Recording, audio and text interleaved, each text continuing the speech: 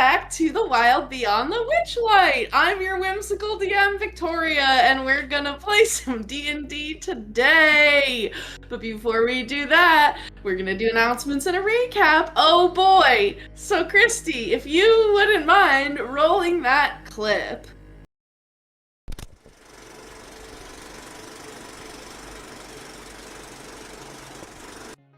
Good evening, and welcome to the show. Let's get into our pre-game announcements. Proficiency Bonus has a community Discord with public channels. Please come check us out and hang out with us. We're always welcoming new GMs, players, and other friends to our found family. All experience levels are welcome, from veteran gamers to total newbies. And we are a safe place for POC and LGBTQIA+ nerds and gamers, so come geek out with us. And you'll be the first to know when we are posting castings for new games. Big thanks to Suncraft for providing our games with music each week. The Suncraft bot plays music and soundscapes in your Discord call, and its interactive buttons allow you to control the audio with ease.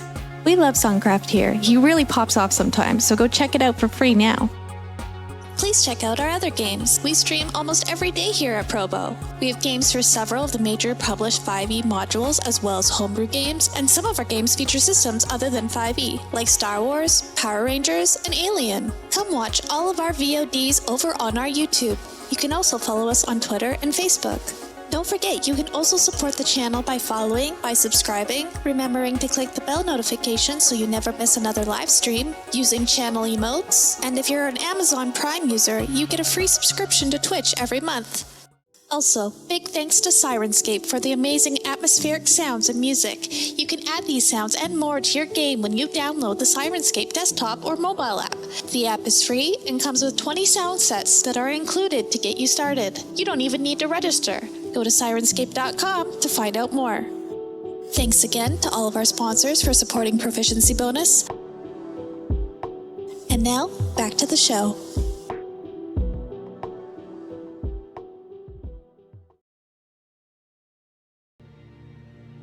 Thanks, Kristy, for wrangling. I don't even want to say cats. Wrangling those raccoons. And raccoons and things. Thanks. We're gonna have a recap next by our resident recapper, Ink. Ink, what do you have to say to the people? There's so many things that I want to say to the people in this Discord call, but for all of you watching on Twitch, I think I'll stick to just what happened last time on Wild Beyond the Witchlight.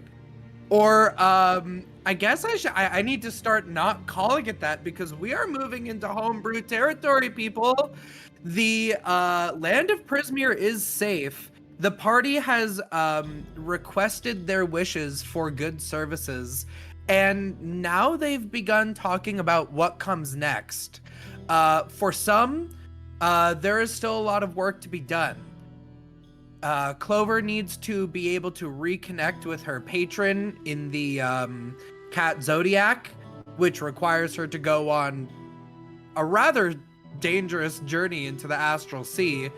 Aurum still wants to be able to not only hunt down the Wild Hunt now, but also create a new court in the Feywild. Saoirse still needs to resolve not only her heirship to the realm of Spring, but also still needs to find one of perhaps many possible now true loves to avert her curse. And Ego still definitely needs to try and reclaim their heart so that they may not fall to darkness. But with all of that being said, I think Dawn is a very good representative of what many of the party are seeking currently, which is a brief respite. A chance to go back home and meet with people that they haven't gotten to see in a very long time and think about those next steps together. The party seems like they have a lot of different things that they need to do across the plains, but for our original adventurers, at the very least, there is definitely a desire to return home. And while there is work to be done in the Feywild, it seems that Saoirse will also be accompanying us back to the material plane after she was able to speak with her father, who came to the Castle of Heart's Desire to meet her and the rest of the party, and they were able to converse and sort of get everything that needed to be said, because she hasn't been able to speak to her parents in quite some time. And so, as I think our time wraps up here in the castle for good, we look to the future and what that might hold for us now that we are out of the book and going our own way. And also, we never gave, I think, official congratulations to our DM for finishing a module. So we all give her claps. And we also are very excited for what she has in store for us next as we kind of forge our own path, Victoria. That's where you left us off. What are we doing? Hey, what are we doing? We're playing some D&D. So, but before we do that, really quick, inspirations, the regular, like, player inspiration kind for Ink, our recapper, for Kristy, our video editor slash ad reel amazing lady, for Iris, our keeper of lore and deal type stuff, and for Graph, our DJ. So you guys can mark those on your sheet. Derek redeemed, Pirate redeemed, and add your proficiency. Oh, and a D6. Okay, he's doing stuff in the chat. Hello. As usual. As usual, he's meddling and scheming in the chat. Oh, that's okay. Him. Ban him? Ban him. Um. Time him out Oh. for 15. No, I'm just kidding. When last we had left off, the group of you were sitting with Saoirse's father, the West Wind, as he was explaining what he could of some events that had occurred in the past during the War of the Uncourt, and was able to, provide a little bit more context to Saoirse, although he is bound by certain laws put in place by Titania to not be able to fully speak of what happened because certain individuals that were involved with that have been erased from memory. Also talked a little bit about Frosty, our favorite Prince of Frost. But yeah, you guys are there. If anyone wanted to ask any more questions of the West Wind, or any other comments, he is more than happy to do that for you. Oh my god. Pyrite. Oh my god. Okay, so it's a Probo, a D6, 2 D10s, a D12, 2 D12s, and 2 GM I see what rolls. I see what he's doing. Hang on. Okay. Oh my goodness. I did have a question for the West Wind, one that I thought about in between sessions. Ego wants to ask if he knows the wind that we befriended that blows through thither. The one that we spoke to. Sort of. Yeah. So You know the one I'm referring to, right? Yeah. When we came out of the cave. yeah, like when the one that you guys gave your last breath in exchange for safe passage down from that bluff. Yeah, it was last breath, and then I called upon that same wind again to deliver our message to all of our friends to gather in Yon. Yeah. He listens to your description and will tell you, it sounds like they might have just been a sylph, which is a kind of wind spirit, a little bit different from a cardinal wind. It might be unfair for me to say this, or perhaps a bit biased, but typically the cardinal winds among a lot of wind spirits would be considered a bit more powerful because we have specific direction.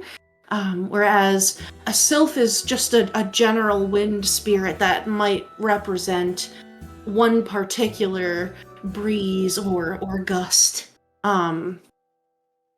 They're much more numerous than the cardinal winds. There's only one cardinal wind for each cardinal direction. So 4 of us in total, but there are many sylphs. I see. Well, I count that one among good friends. I'm really glad that you were able to meet such a kind and helpful wind spirit. They can be very shy. So I think that's really a testament to the kind and welcoming aura that all of you give off, that this wind spirit was willing to dance with all of you and even make a bargain. Well, I definitely feel like I've changed a lot. Because if you told me at the beginning of my journey that I had that kind of aura, I would feel like an abject failure in all respects. I'm kind of trying to go for a thing here, but I understand and appreciate it. Yeah, definitely. You know, I think I really like all of these clothes that you're wearing. I'm so used to wearing the same thing every day. It's usually just a toga. That's if I'm even wearing anything at all. Usually I'm just wind. I really envy mortals for just being able to be a physical form all the time. What is that like? You know, what does that feel like when you're sleeping? What does sleep feel like?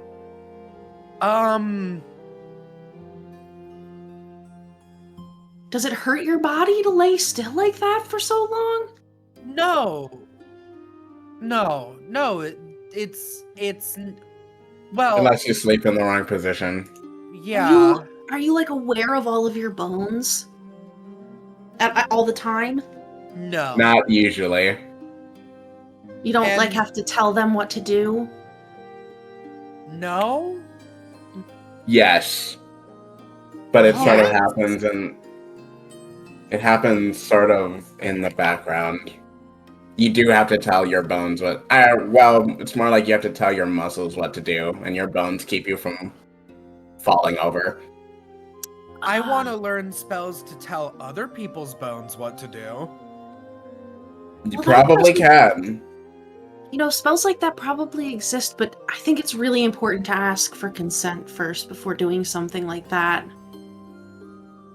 Of course. He was like, all right, anyway. Well, it's been so nice talking with you, Westwind. I'm gonna go see my teacher and Yeah. see what things we can do together before everyone decides to leave. Of course. Thank you so much for sitting and speaking with me. It was a pleasure to meet you. You're so real. Sorry. Thank you. It's just you're just so okay. I like gather up my dress and like fix my hair because he was like this person is just so genuine and like expressive that it almost makes them uncomfortable, but they can't understand why.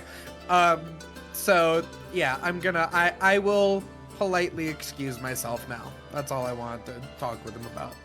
Sure. Does anyone else have anything that they would like to discuss?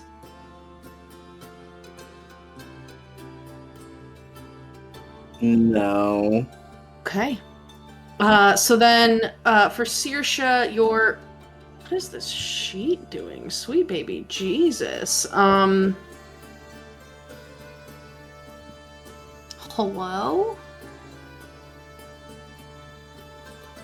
Oh my god, sorry. D&D Beyond is like being real dookie.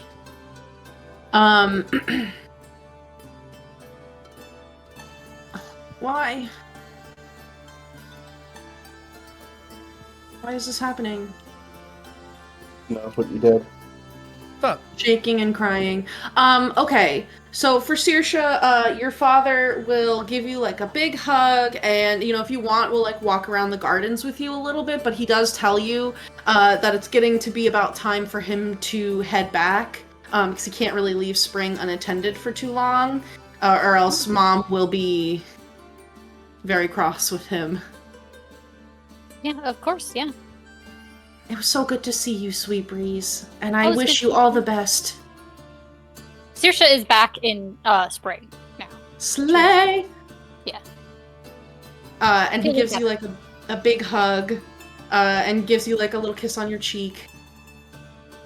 And with that, he will disappear into a cloud of thousands of butterflies that will fly, you know, kind of in the same direction. They go from west to east.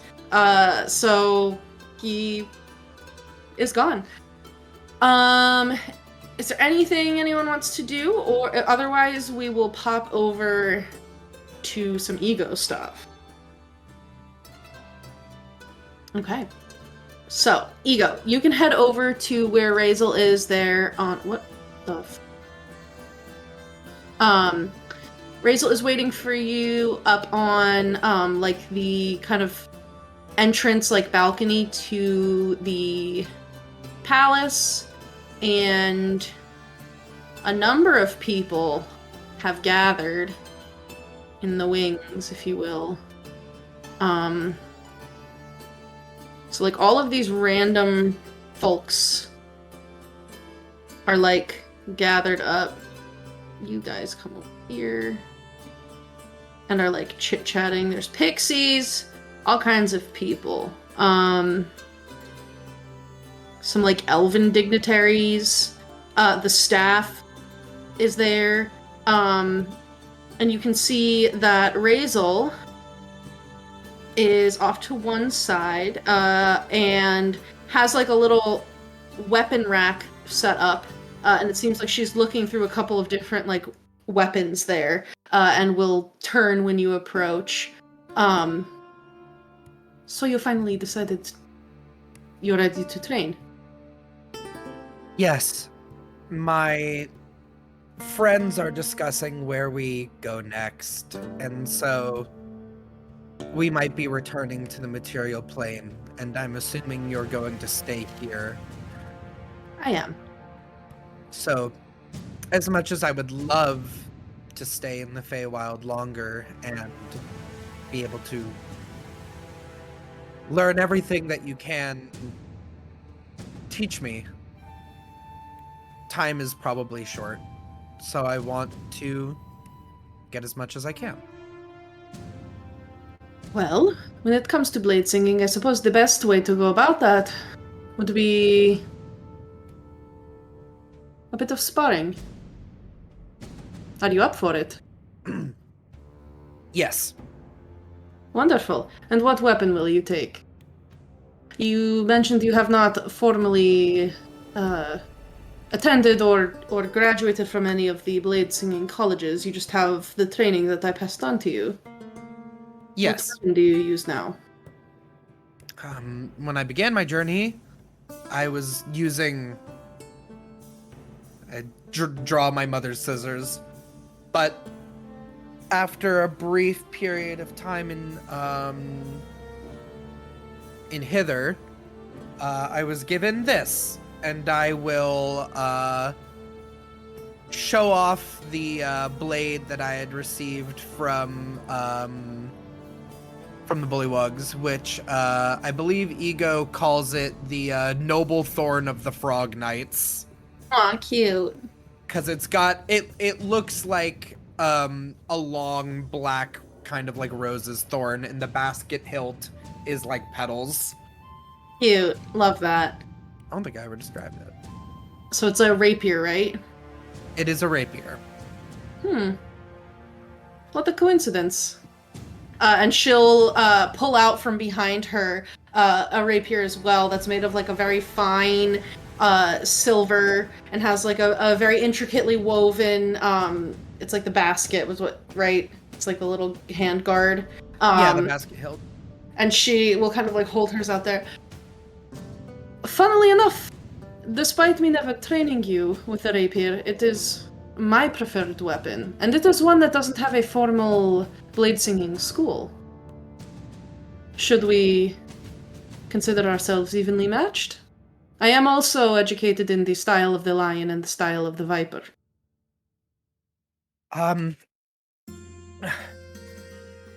I suppose it would be as evenly matched as we can be.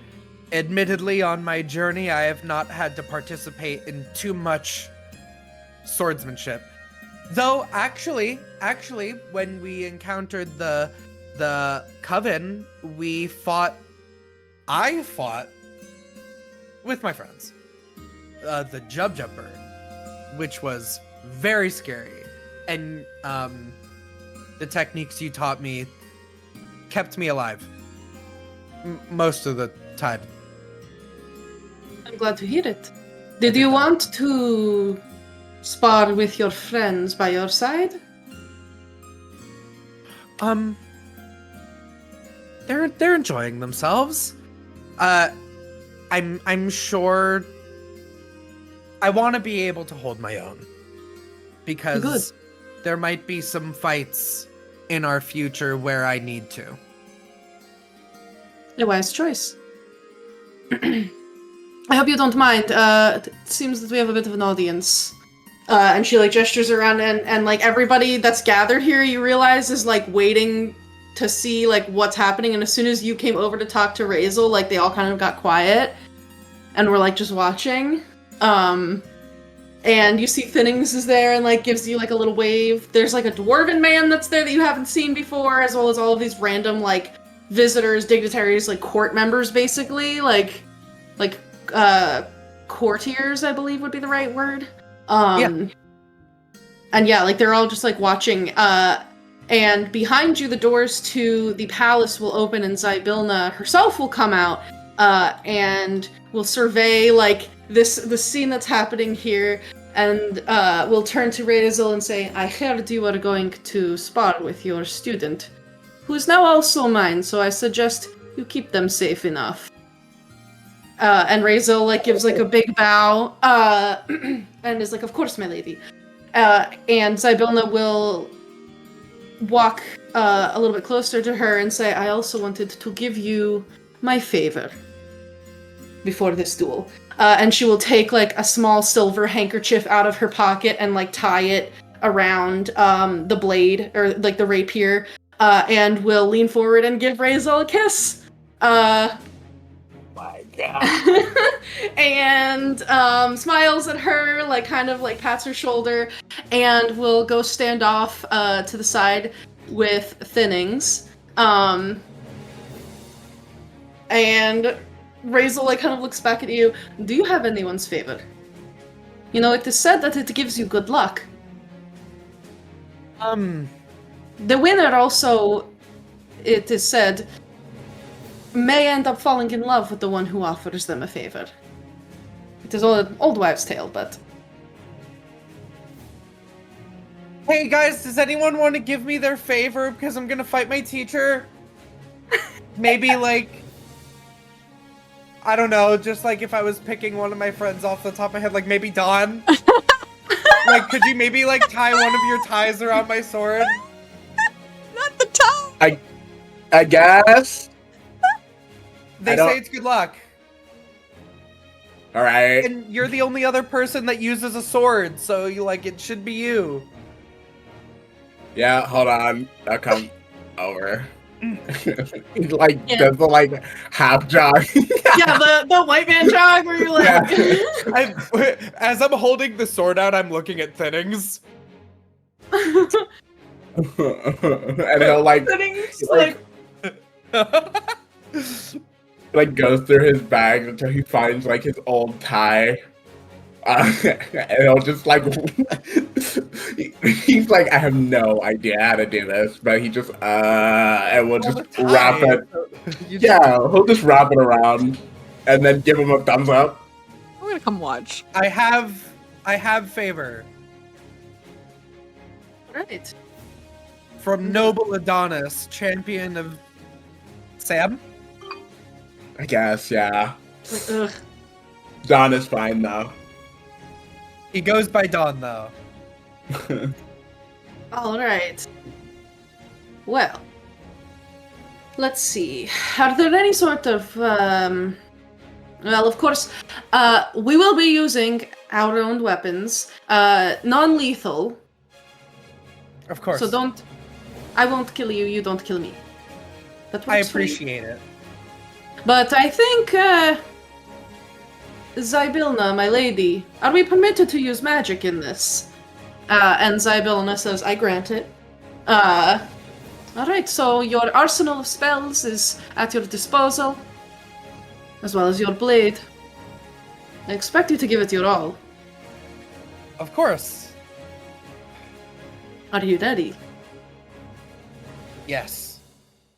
Alright. And she, like, steps back so that you guys have 5, 10, 15, 20, 25, 30 feet between the two of you. I'm gonna put Dawn over here with these people. Aurum and Saoirse, did you guys want to watch, or are you doing other stuff? I'll watch. Yeah, I'll watch. Slay. I'm gonna put Saoirse at the back, 'cause she's very tall. Put you there. He goes like, do they do duels like in your tribe, Aurum, and or in the Spring Court? Like, do we do duels? Is dueling a thing? Yeah.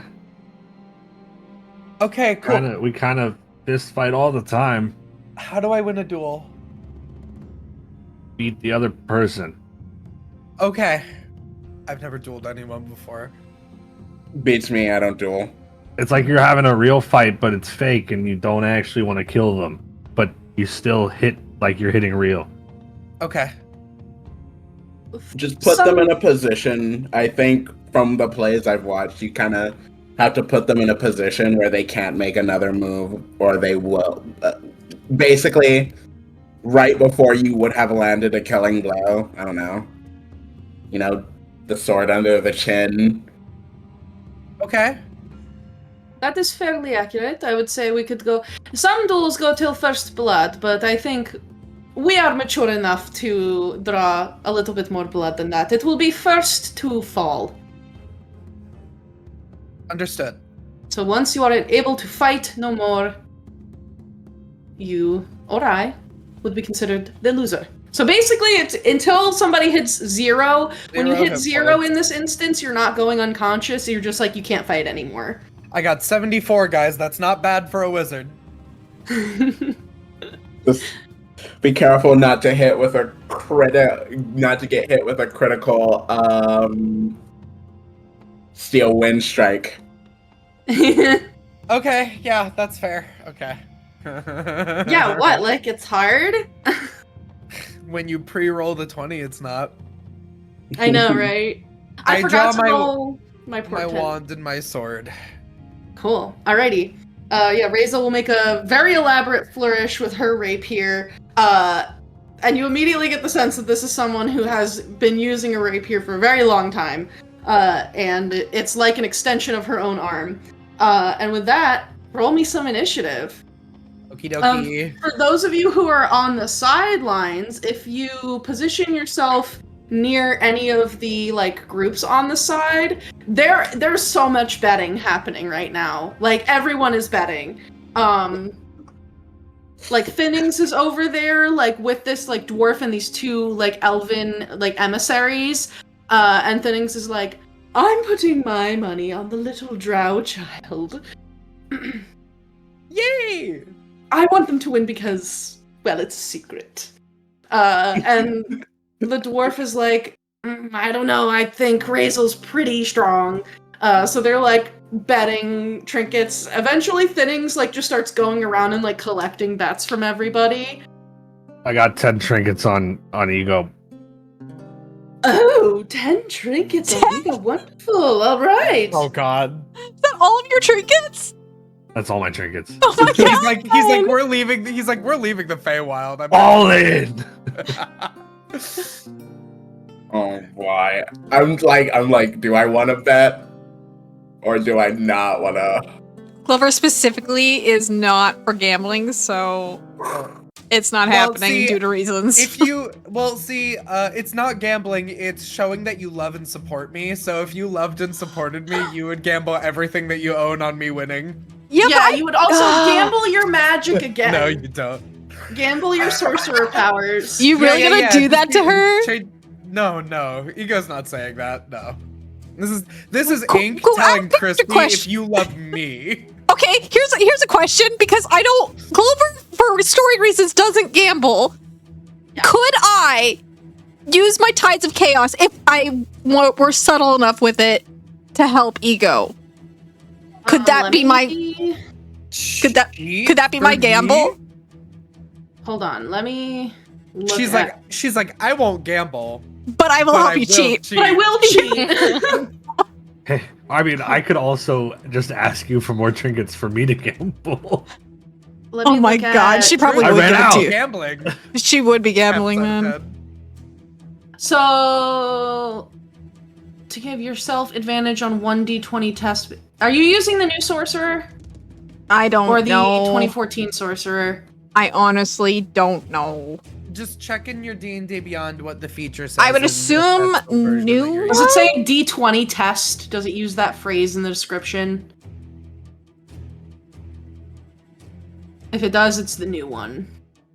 I just don't know if they're different. Like, if Tides of Chaos is significantly different between the two versions.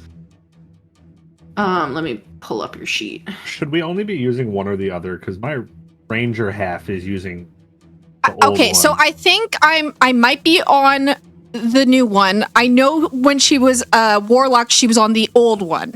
She might be on the new one with the sorcerer. Okay, Tides of Chaos. Wait, I can so you're also talking about do- using Tides of Chaos? Or Benlock, one or the other. Okay, so if you're doing Tides of Chaos, this is the old sorcerer. Oh, okay. Yeah, because the way this is written, Okay, so I'm on the old sorcerer? yeah, Okay. because it doesn't mention a D20 test. Okay. But So then I could do for- Benlock instead, I guess, because I guess the Tides of Chaos is only for me. Ben Luck. When another creature you can see makes an attack roll, ability check or saving throw, you can use your reaction, spend 2 sorcery points to roll 1d4 and apply the number rolled as a bonus or penalty, your choice, to the creature's roll. You can do so after the creature rolls, before any effects of the roll occur. Yes, you can do that. Okay, so Benlock, that's- yes. Yeah, if you want to make it subtle, like you don't want people to see that you're doing that, it's gonna require a check. Like, Okay. you're gonna have to do like a. I have subtle spell. Could I use subtle spell for this or no? Because it's ability. I would say no because it's an ability. You're gonna have to Okay. do like a stealth or Stealth like a check? sleight of hand check. Yeah. Okay. I'm good with so- attempting a stealth if it comes to that. I'm not saying she'll do it, but like I just want it in the back pocket. Yeah, that's fine. Okay. That's totally fine. For Thanks.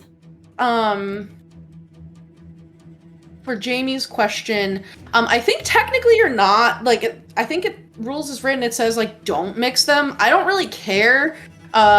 Take whichever version like you want. Like you take what works for you and leave what doesn't. Like I don't really have a preference for it. It's just that if you're using the new version, like I might not know if there's changed things between the two because I'm a little bit more familiar with like the 2014 rules. So Right. that's more just like a make sure you know like how stuff works because I'm not gonna know the Yeah, that's 2024 rules. I'm using 2024 Barbarian, but I'm using Well- the old Ranger. Legacy Ranger. Yeah, that's fine because they don't because the subclasses are like different Yeah. and weird. So that's totally fine. D&D Beyond, please. Hello. Okay, so initiative. 8. Slay. Oh no. Don't do that. We are going to add a turn. And 1 second, I would. Okay. Jesus Christ, she. Okay.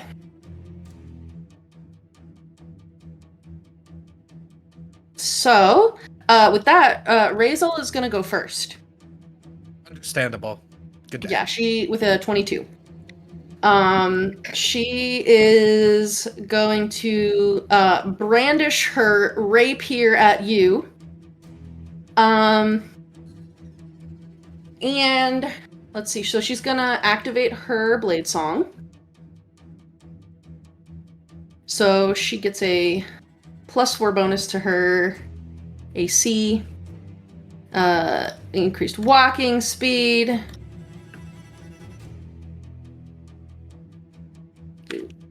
Blade song. Sorry, she has a whole character sheet because she has a lot of stuff going on. I can only imagine. And it's not... Why is it not... It's not editing her armor class for me. That's cool.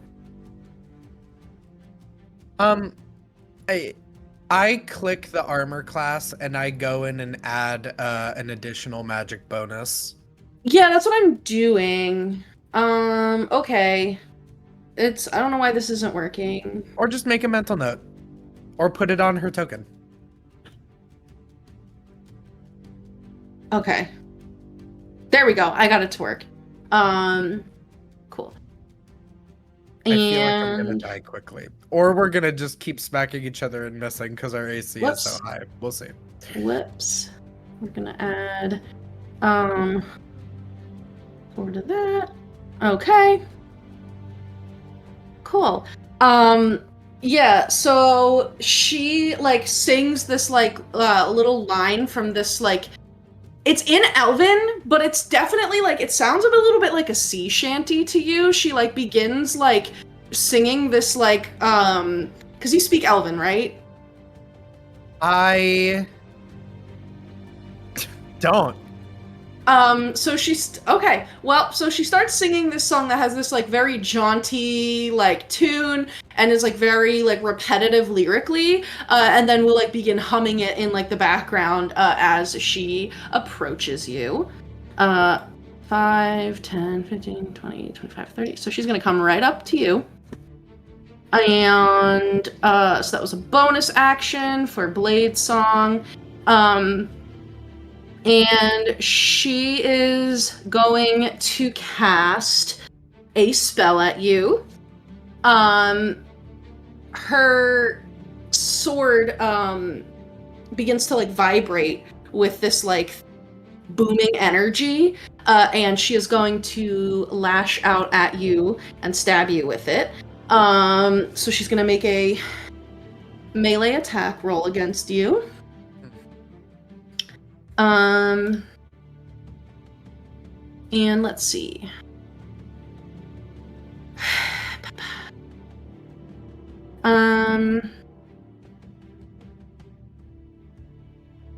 Yeah. Sorry, guys. She's got, like I said, a lot going on. Okay. That, for her rapier, is a dirty 20. I will cast Shield to make my AC 21. So, she thrusts with the rapier sheathed in booming energy, and I block with my rapier and start to deflect it, and I project my magic into my sword to also scatter the booming energy off in a different direction. Oh my god. Yeah, so she's like surprised by this and is like, a good maneuver. Uh-huh. And let's see, so she did make a melee attack against you, even though it was not successful. So then, with her fancy footwork, she's gonna move 10 feet away from you and does not provoke an opportunity attack. And that is her turn. As she like darts forward on her feet and is like, on guard, you block her move, and then she like darts back. And it is your turn. Ego is shocked at the fact that they were able to block the initial attack from their teacher, so they instantly are like looking over at all their friends like and then they like immediately like, wait, now it's my turn, I gotta go. So Ego kind of gathers up their dress a little bit and stomps their kind of feet on the pavement, trying to block out her singing because Ego can't really make out the words, and starts kind of mumbling a more like chanty kind of tribal like beat and I'll use my bonus action to start my blade song. Yeah. And I will go after her. Okay. And I will start my green flame blade and go for an attack. Okay. Green flame blade, go! Uses, I need to check. Is it just, is it a spell? No, I do it like a melee attack. Yeah. Okay. Yeah. Okay. Ugh, 16. That will not hit. She is able to like take the tip of your rapier and like just kind of with a flick of her wrist, like just flick it away from her. And similarly to how you cast away her booming energy, the green flame that is wreathed on your sword is also like flung away from her. I will immediately try to swing it down and go for a lower stab in the leg for my extra attack. No spell on this one. This one's a dirty 20 from me. Oh, I realize she has extra attack too. That's okay. She's starting. I thought she's like, I'm let's just see. learning this. You said dirty 20? Yeah. She will also cast shield. And you'll see there. this is what we're gonna do this whole time, baby. There is like you hear like a rushing sound, and you realize that like when she casts this shield, this like small wall of seawater comes up and like blocks your blade and just causes it to kind of almost go flying from your hand. And just as quickly it like cools back down around her feet, but then this water is like moving with her. Okay. Yeah. So, Ego moves and does their 2 attacks. As they get deflected with the water, I'll use the last bit of my movement just in kind of like a flourish to get on the other side of her. But I end my turn and I'll stay engaged. Okay. This is gonna happen a lot. This is about, yeah. We're just gonna AC bump each other. I'm just gonna hold off on my shit until you get really low, I guess, because I feel like this is gonna be tit for tat at this point. Yeah, So I'm gonna need to change it up pretty quickly. She is going to turn to you, and she will, yeah. I need you to make a dexterity saving throw as, like, for a moment, her pupils go, like, very feline, like, slitted, and she says something in Undercommon, which I think you might speak now because of the Trader of Tongues. So Yes. she casts a spell in Undercommon. It's not, like, specific language, but she casts a spell. I need you to make a dexterity saving throw. 20. That'll save. So there's this like sparkling magic that she like casts out from her spare hand that like starts like coming towards you, but you're able to like twirl and step out of the way of it, and she is not able to hit you with some fairy fire. Yeah, she wants that advantage. And as a cunning action, she will disengage from you and back up. Oh, she got those rogue levels. So she, like, spins away from you as she's kind of, like, doing this, like, swaying dance that's, like, slightly erratic, but, like, you realize that there's, like, there's a rhythmic movement to it that, like, you've only ever heard about, like, the ocean, you've never seen it, but you have seen, like, you know, lakes and bodies of water. It almost has that, like, movement like water to it. But she backs away from you, and that's her turn. Ego starts to kind of look around, look at their friends again, and then starts to devise a little bit of a plan. Starting with my turn, I'm going to use my hex magic for a free hex. Yeah. What are you hexing? I'm going to hex her dexterity checks, not saves. Okay. I put a boot on her.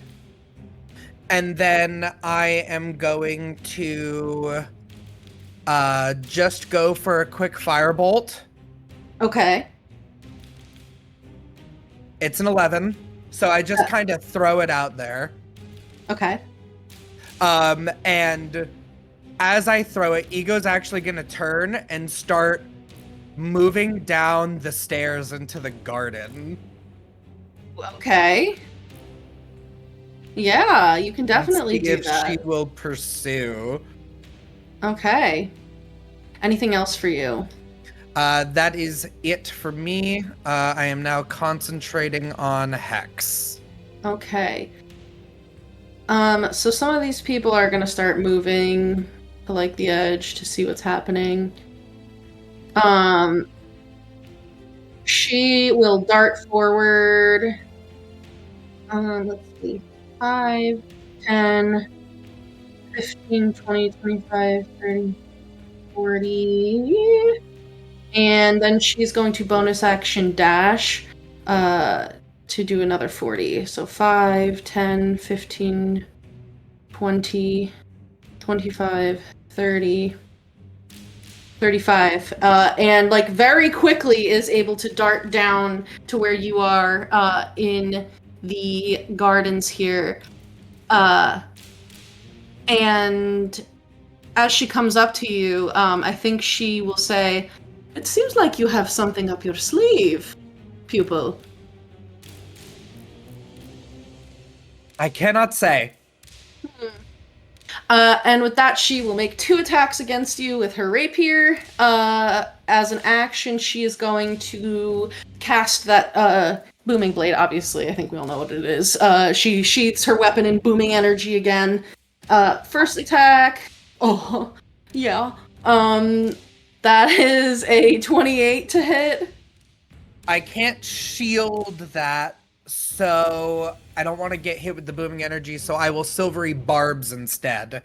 As I see the blade starting to come towards me, I speak in that sort of it would probably be Sylvan, and my tongue literally becomes silver as I try to jinx her and force a reroll. Yeah. Ooh, it might still... 21. Damn, 21 is my AC base with Blade Song, so it will still hit. I'll give myself the advantage for something in the future. Yeah, so, okay. Now I need to do a couple things. So I need a d8 for the rapier, I need 2d8 for the booming energy, and then I need her sneak attack dice. Okay. So, booming blade. So as the tip of her rapier kind of collides with like the soft bit of your shoulder, you feel this like vibration take over your whole body, and it like is just vibrating through you and even into like your own rapier. And you get the sense that like if you move, it's like you're going to detonate. So let's see. So, and then becomes sheath. Oh, so you don't actually take the booming blade. Okay, I can take those out. So you'll take 11, so 12. So you'll take 17 plus for 21 points of piercing damage. Ooh, there's a third of my HP. As she stabs into you. And then she's going to take her second attack. Yeah, You gotta hit back. I know, I'm working on it. You know what? I'll use a GM reroll because I just rolled kind of low. So I'll use one of my many. Boo. I'll use one of my 17 GM rerolls. Jesus Christ. To roll again. Not much better. Kristy, did you catch that?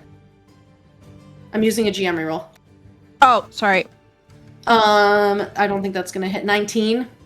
19, no. So she did the booming energy, and so for that one, I just flourish and dodge instead of deflecting with my blade. Yeah. And then she used all of her movement. Oh, she She got excited. Okay, yeah, so she can't really do anything. I should have done green flame blade. That's okay, guys. I'm learning how to blade sing. So it'll be your turn. All right. So if I move, the booming energy will hit me, but I can still attack because that's not movement. So I'm gonna start with my own green flame blade. Okay. And I'm gonna really quickly see if the advantage, I can use it for an attack roll for silvery barbs. I don't normally give it to myself. I'm gonna give myself the advantage and try a reroll to get higher. It is higher, but not enough. I don't think it's an 18.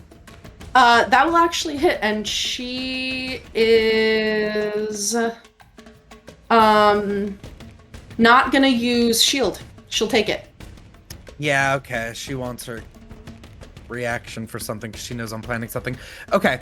Oh, actually first, because I did take 21 points of damage, let me just make sure to do my roll for concentration on my hex before I continue and do the hex damage, which I believe while I'm blade singing, I get an extra +5. So this is a +9 and I need to beat 10.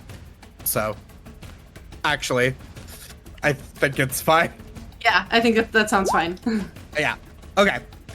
So damage is going to be first the piercing. Okay. 5 piercing plus, let's see, green flame blade is, she's just gonna take a d8 because I'm not level 11 yet. 5 piercing, 6 fire, and a d6 from the hex. Okay. 4 necrotic. So 15. Okay. Yeah, so this flame dances down your blade and connects with her, and definitely hurts her, definitely stabs her, and she says, "That is a good spell. Now watch this," and she's going to use a Mage Slayer attack as a reaction. There it is. Yeah, so she gets a 22. Yeah. And Should I try to intervene, or like how hurty are you? Well, actually, it's the start of my turn, so actually I can shield because I get my reaction back. Yeah. So I'll raise my AC to 26.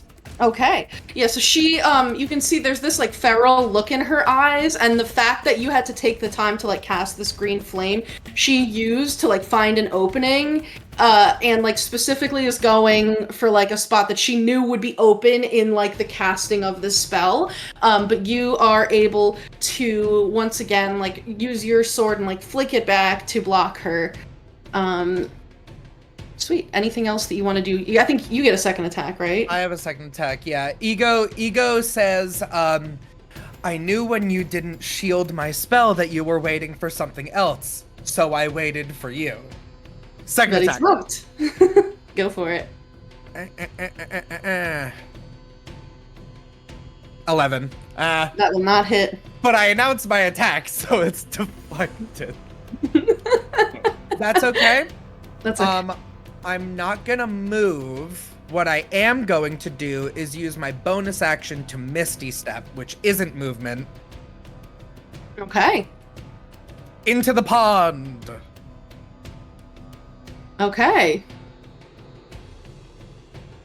As I get deflected and I make it look like I'm off balance and I fall backward into my own shadow and disappear and reappear in the water. Okay. Yeah, you can definitely do that.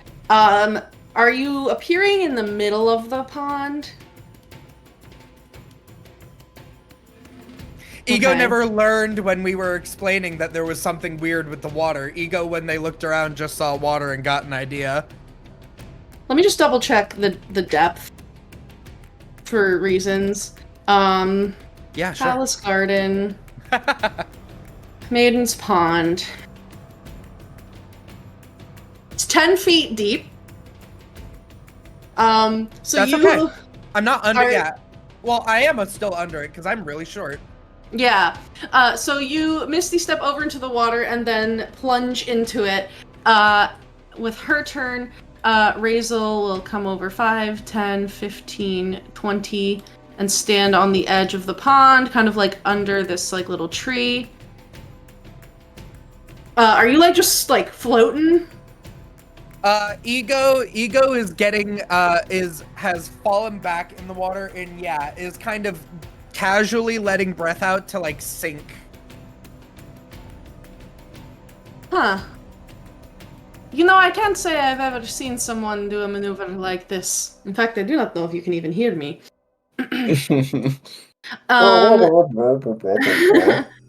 She is going to cast a spell at you. I need you to make a wisdom saving throw. Do I want to? Can I subtle spell counterspell? If you want. What is like the wording of subtle spell? Because I'm not like familiar with what that's. I mean, I know what it means in general, but there's no components. Subtle so spell. Verbal, somatic. Without somatic or verbal. So I'm not moving anything and I'm not speaking anything. Okay. Yeah. You can definitely do that. Give me just a general stealth check. Just because there is like an archfey here. Who has spent her life studying magic. So just to see some things. Give me a stealth check for that. Do I risk it on D&D? I'll risk it on D&D. Let's see what happens. Okay. Cool. Yeah. So counterspell. You have to roll for this one. That's this is fair. a higher level than 3. So legacy counterspell, where are you? Not looking at that new crap. Yeah, so you need to make an ability check using your spellcasting ability. So the DC for this one is going to be 15.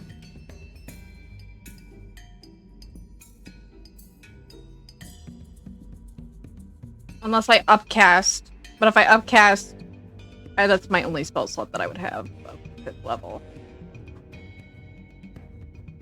I say go for the roll. I mean, it's not. I'll roll this for isn't it. an actual life or Yeah, death I'll roll for it. situation. Let's just see what happens. She's already like Because I she was played her debating hand. whether I was going to counterspell. What am I rolling? Just like a straight charisma? So for counterspell, you're making an ability check with your spellcasting like ability modifier. So a D20 plus that. Okay, so it would be charisma, I think. So it's like whatever your it would just be like your charisma score. Sure, let's find out if D&D Beyond likes me. Okay. Yeah. So she goes to cast a 5th level spell. And she's saying to you, like, Ego, even though you're under the water, you know, I think you should come out of the water, and in fact, what if you were to turn your blade against yourself? And as she's saying this, there's this, like, these eerie, like, little, like, dark motes of magic that start forming in the air between the two of you, as she's attempting to dominate you. But suddenly they, like, fitter and futz out and, like, vanish on these, like, tiny little, like, event horizons. And she turns and, like, looks around and is, like, kind of shocked that happened. Clover, if you look around after this, Zybilna 100% saw what you did. And she just kind of raises an eyebrow at you. Don't try that again, girl. She doesn't say anything. She just, like, she gives you a knowing look. Yeah. She's allowing it this time. I feel like she's not one to balk at dirty tactics, but she's like, Yeah, I mean, technically, like, there wasn't any specific mention of, like, no outside interference as part of the rules for this. Yeah. Zybilna just, you know, she gives you a look. Okay. Yeah, so then that was her action. So for her bonus action, I think Razel is going to also Misty Step. And she's gonna Misty Step. Well, She she's gonna casted a do. leveled spell as an action, so she you're can't right. cast one as a bonus action. Thank you for She keeping has me her, honest. yeah, she's got her cunning action and what she has left for movement. So she still has 20 feet left for movement. So then she's gonna bonus action hide because you're underwater right now. So she's gonna go like 5, 10. For those of you that are watching, you see she like ducks behind a tree. But she's gonna make a stealth check and try to hide. Not great, ma'am. Not great. Well, my passive perception is only 12. That's what she rolled. So So I still know. you would still know. You kind of see her like slip behind this tree. But yeah, with that, it'll be your turn. Okay. Ego's gonna come up out of the water, and I am going to clock her. Yeah, Yes. you do. And I am going to use what's it called? Thorn Whip, the cantrip that I get from my curse. Okay. Because that will Slay. yank her if I hit her. Yeah. She does have like half cover, so she is going to get like a +2 to her AC because she's behind this tree. Okay. But you can definitely do that. I don't know. Is it a save or is it a? It's an attack roll and it's a 27, girl. Yeah, that's gonna hit. That's super gonna hit. Alrighty. Let's take a look here because it's been a while since I used it. 30 feet range. Increases. Okay, so 2d6 piercing damage first off. For a total of 8 plus 1d6 from my hex for another 4, so that's 12. And on top of that, she is pulled 10 feet closer to me. Okay. So I want to yank her into the water. So 5, 10. Splash. She goes flying into the water as this like thorny bramble whips out from underwater and grabs her. Everybody on the balcony is gasping. As I yank her, I swim forward because Blade Singer extra attack works that one attack can be a cantrip and one can be a melee attack. So then here comes my Thorn for an 11, which is fine. That will not hit as you are both flailing in the water. But, yeah. God. But let's see, what did I move? 10 feet to her?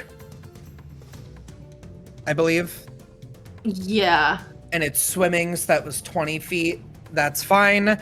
So that means I make an attack. So now no opportunity attacks. I can move another 10 back, which is 20, which is 40 in the water, which is my full Blade Singer movement. And since I only cast a cantrip, I can Misty Step back onto the shore. Okay. For bonus action.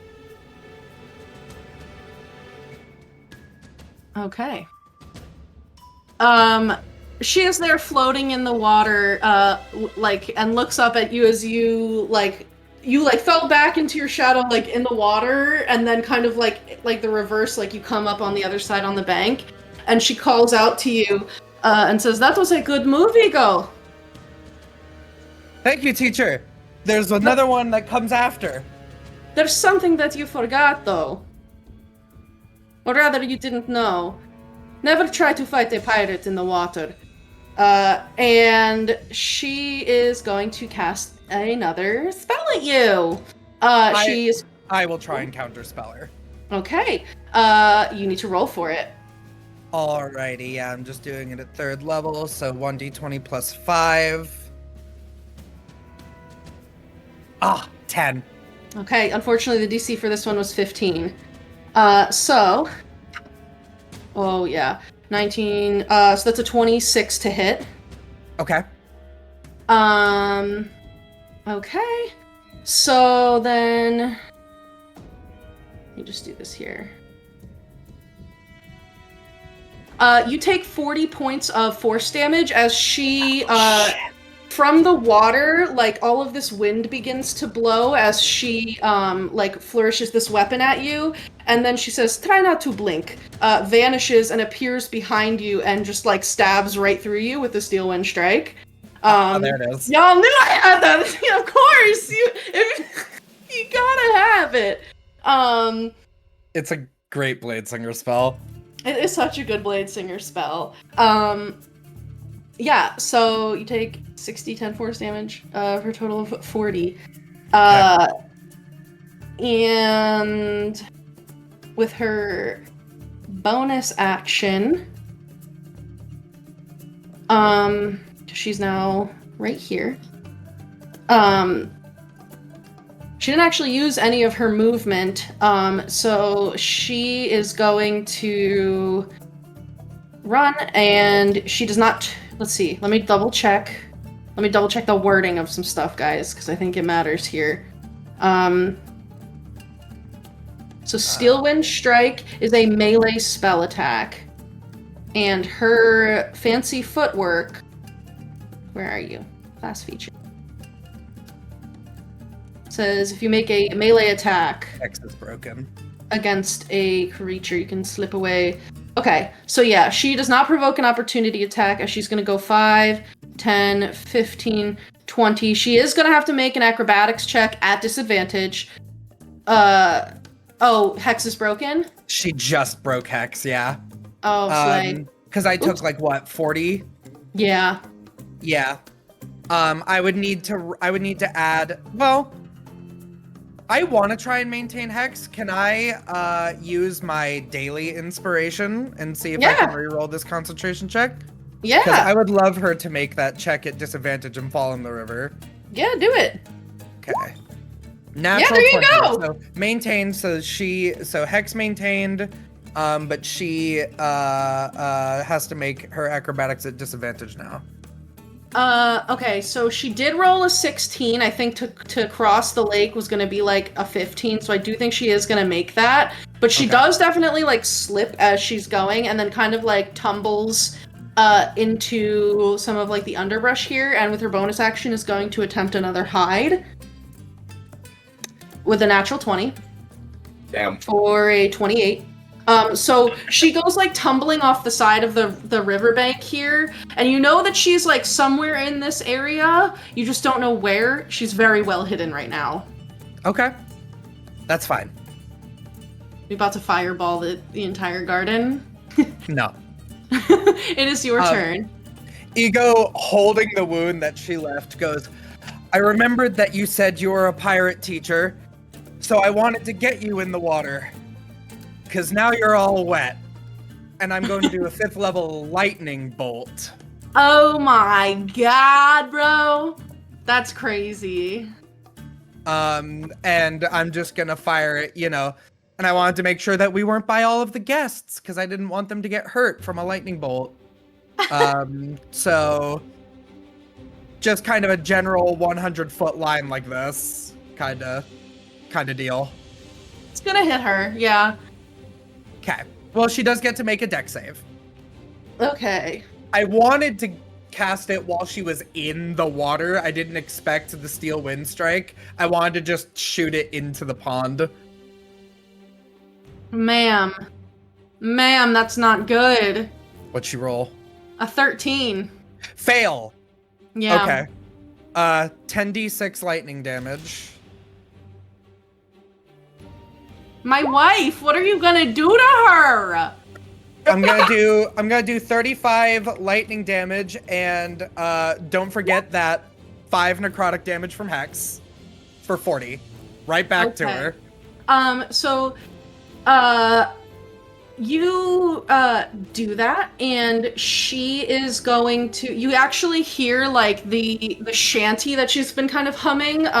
She actually starts like singing it again, and this is gonna like break her stealth. You kind of already knew where she was. But she's going to use her Song of Defense, and she is going to expend a spell slot to reduce the damage that she is taking. And she, let's see, it's 5 times the spell level. She'll use a 4th level to reduce it by 20, so she only takes 20. Ego's little chant for it was like they're gathering up all the magic and they're like, by tempest's rage, the storm is drawn from darkened skies and clouds of yawn. With thunder's roar, the skies revolt, unleash the storm with lightning bolt. Slay, we love it. Caca. Amazing. Anything else for you? Let's see. I moved like 15 feet here. Yeah, now we're gonna do 25 feet back because she's scary. Could I do something here? Yeah, go for it. I would like to use a feature of my new feat. You're gonna use your feet?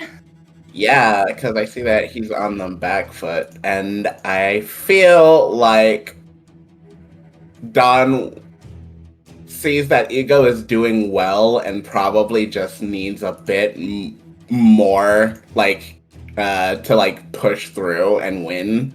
I want to use life transference. Okay. You can do that. That's big heals. That's big heals. I am going to take 7, 14, 18, 23. I'm going to take, 23 necrotic damage, and Ego is going to regain 46. Okay. Huge. So Ego, you feel like all of these, underneath your feet, like all of these dandelions begin to sprout up, and like some of them actually like dig their roots like into your ankles and are like pumping this like chlorophyll energy into you, and you feel yourself like rejuvenated, and a lot of the damage that you've taken seems to be like healed, and there's like this faint glow on the favor that you've tied around your weapon, and then it quickly fades. Dawn is over in the corner coughing up blood. Look, our fates intertwined, okay? If you win, I win. Yeah, I guess you know what, it might be that like for Dawn you can kind of see like the red thread of fate that like connects you with all of your friends. Like you send this like energy down it. But by extension, like your thread also like really tugs at your heart. And it's hurty. Owie. It's owie. Okay, we're 40 feet away. I want to win for us. So she is still hexed, right? Yes, I maintained the concentration on Hex. Okay. She'll like step forward a little bit. And she's gonna cast a spell at you. Do you wear pants? Do I wear pants? No. It's Okay. it's bare legs under my dress because it's the goat legs. Okay. I need you to make a Constitution saving throw. This is not a charm or anything like that. Yeah, okay. Yeah, you're basically throwing, so she casts this spell, and you feel this like sense of like someone clapping both of your ears, and you basically have to roll to maintain concentration as she casts Pratfall at you. Ooh, okay. New one, yeah, discombobulate. 13, no. Okay, so that's a save. Just 13 saves? Wait, Constitution saving. Here's the thing. Against her spell save DC. Oh, yeah, it's a 17. Might be. That's okay. Okay, so I just lose concentration? Yes. Okay. So the hex will fall 10. So she moved 10, 15, 20. She's going to jump again. Oh, cocked. It's not disadvantage because she ended the hex. I regret to inform you, she falls in the lake with a natural 2, or like the little river there. So she goes to jump, and like her foot slips on the mud, and she lands in the water. And she just like comes up and is just floating there, like squirts some water out of her mouth in your general direction. Is like, well, that was embarrassing. I did hex you. I had taken it off already. Oh. Yeah. Thank you for being honest, teacher. Of course. What kind of teacher would I be if I lied to you about my own abilities? She's gonna have to spend half of her remaining movement to get up and out of the water, so she can really only get here. And that was her action and her movement. So with her bonus action, she can't really do a whole lot. So she is just gonna be there. She's just there. And it's your turn. You know, teacher, they say that lightning doesn't strike twice. I have a funny feeling it's about to. No, I like to keep you on your toes. I'm gonna cast polymorph on her. Okay. Alright, what do you need from me? Polymorph is a wisdom save, I believe. Yes. She's pretty wisdomous. That's a 17. 17 is my save DC. I'm sorry. Oh, can I silvery barb enemies saves? Is that a thing? What does the spell say? Let's see. When a creature you can see succeeds on an attack roll, ability check, or saving throw, silvery barbs, roll it again. Okay. Please. Even higher. No! I'm sorry. That's like a 23. That is okay. Ego tries to like get another like little hexy rhyme out there. Slip and slide by moonlit gleam, a slick delight, a witch's scheme, oily dance on floor and shoe, fall and flail, I've hexed you too. So you're hexing her again? No, I can't actually hex her again. It's trying to like do okay, yeah, her like form warbles a little bit and she just like shakes it off. That was a good one. Anything else for you? I should have shot you with lightning. Probably. I start running away again. 40. I start running 40 feet, and then I realize I'm going up to the wall that I couldn't climb, and I'm like, ah. Okay, so she's gonna move. But I am there. 25, and then 30, 35, 40. Bonus action dash. 5, 10, 15, 20 is gonna run up on you, and it's gonna cast. She's a runner. She's a track star. She will cast her own green flame blade and will strike out at you with a fiery rapier. 24. Yeah, I silvery barbs. I don't have a shield. Okay. Yeah, so then you're gonna suffer the weapon's effects, and the flame is gonna... Okay. So we need 2d6 sneak attack, we need this, and we need this.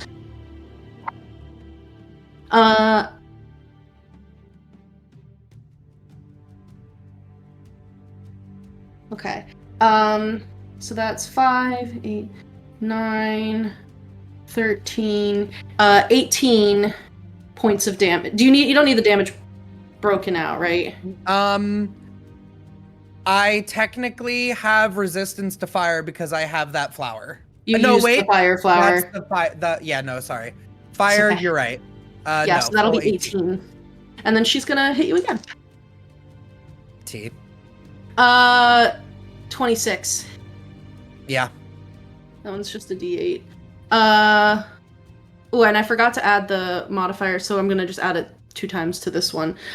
So that'll be 12 points of damage. with the Okay. second attack. Yeah, I'm not concentrating on anything, so. It's your turn. I really wanted to try and polymorph her, but I think the best thing I can do is lightning bolts for guaranteed damage. So, as she stabs me the first time and it burns, she stabs me the second time, I grab the blade as it's in me, and I will cast lightning bolt at 4th level. Ooh, okay. So, Dex dex save. save? Dex save.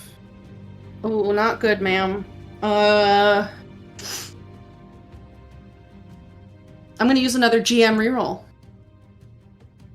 Not much better. I think it's gonna fail. She gets a 16. Okay. Where were these when I was polymorphing you? I'm Okay. sorry. No, it's okay. I was gonna turn her into a very slow turtle and then lightning bolt her. Bro. Okay, so 4th level one is 9d6.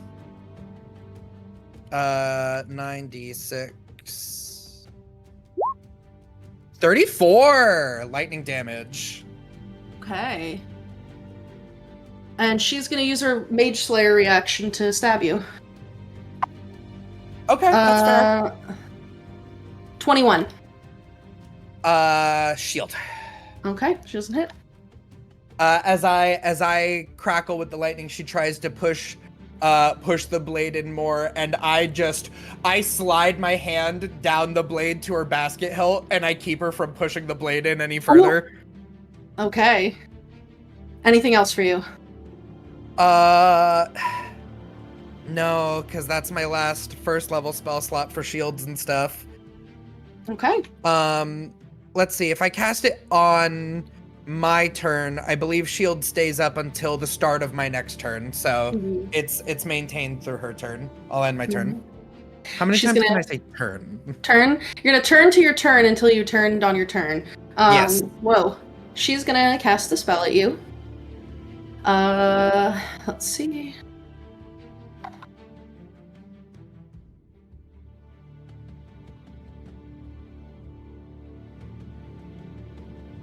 My brain just... 20, 27? Yeah, my AC with shield is 26. Okay. Okay.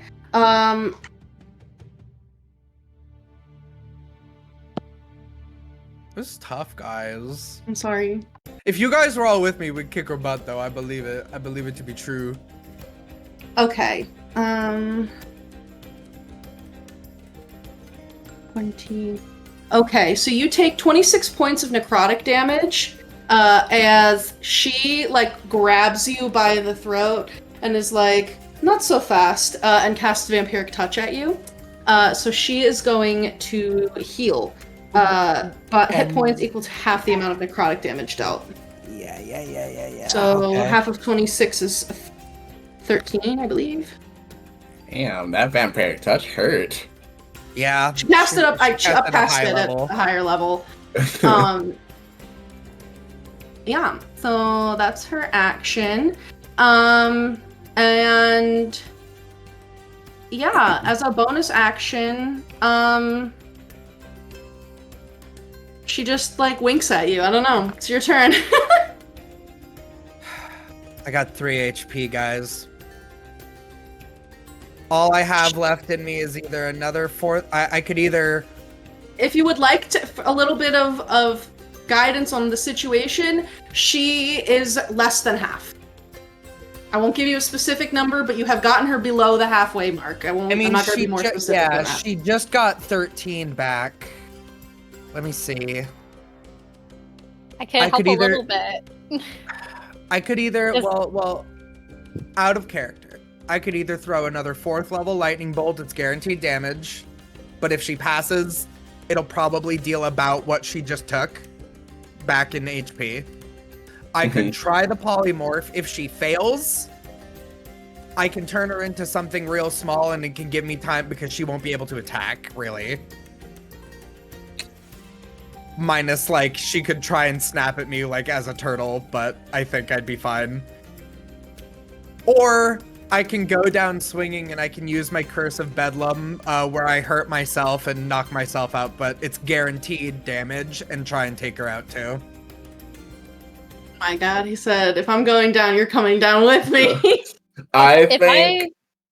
If I summon my bear spirit, the aura would reach you, and you would get 14 temporary hit points. That will not be subtle, though. No, but she would just be summoning a bear next to her. It wouldn't be interacting with. It's a magical bear. Everyone's gonna know what it is. I mean, they may not know specifically like druid magic, but like Zybilna's definitely gonna know. Oh, for sure. If you guys want to step in, I want you to do it because your character would do it. I'm not going to tell you to, but what do you think that I should do on this possibly last turn? I was about to say, if you're going to go down the next turn, I think it is tough, but she passed her polymorph once before. I think she failed. She failed the. I was about to twice. Well, I was about to say polymorph is higher risk, higher reward. Yeah. And lightning is sort of like more, trying to do as much damage as possible before you go down to possibly. I would say go with the polymorph if you're trying to play it. Yeah, if we're gonna risk it for the biscuit, I would also go polymorph. And it's your turn again, so you can, if you have a spell slot, you can still silvery barbs, right? Yeah, I just have to upcast it. Okay, sounds like a plan. I am going to use my last 4th level spell slot and try and polymorph her again. Okay. Oh, it's wisdom? Yes. 16. Okay.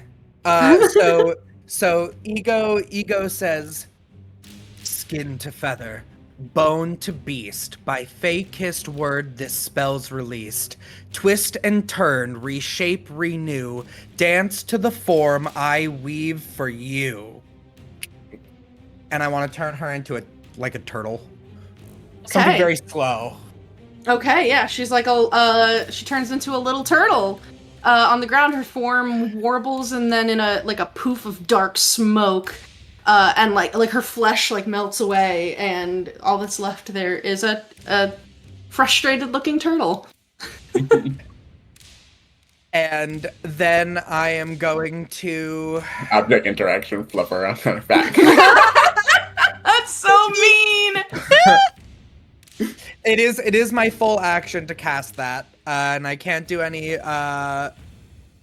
fun little things. She can probably still try to snap at me as a turtle, but I'm confident. Sorry, I was gonna ask, do you have a healing potion that you can just drink real quick? Just in case. Such a good question. In case the turtle bites you for the 3 hit points you have left. I will drink my 1 potion of healing that I didn't drink in our whole finale. Slay. Go for it. Anything else on your turn? 7 HP back. That's a good regular healing potion. Ego just casts that spell and sees her shrink down. They go, and they go into their dress and they just. Finally, I have a second. Give me a minute. I need a drink. I mean, yeah, the turtle is gonna try to bite you with its little turtle mouth. Does a 19 hit? That's really close, but no. I do a little dance around the turtle.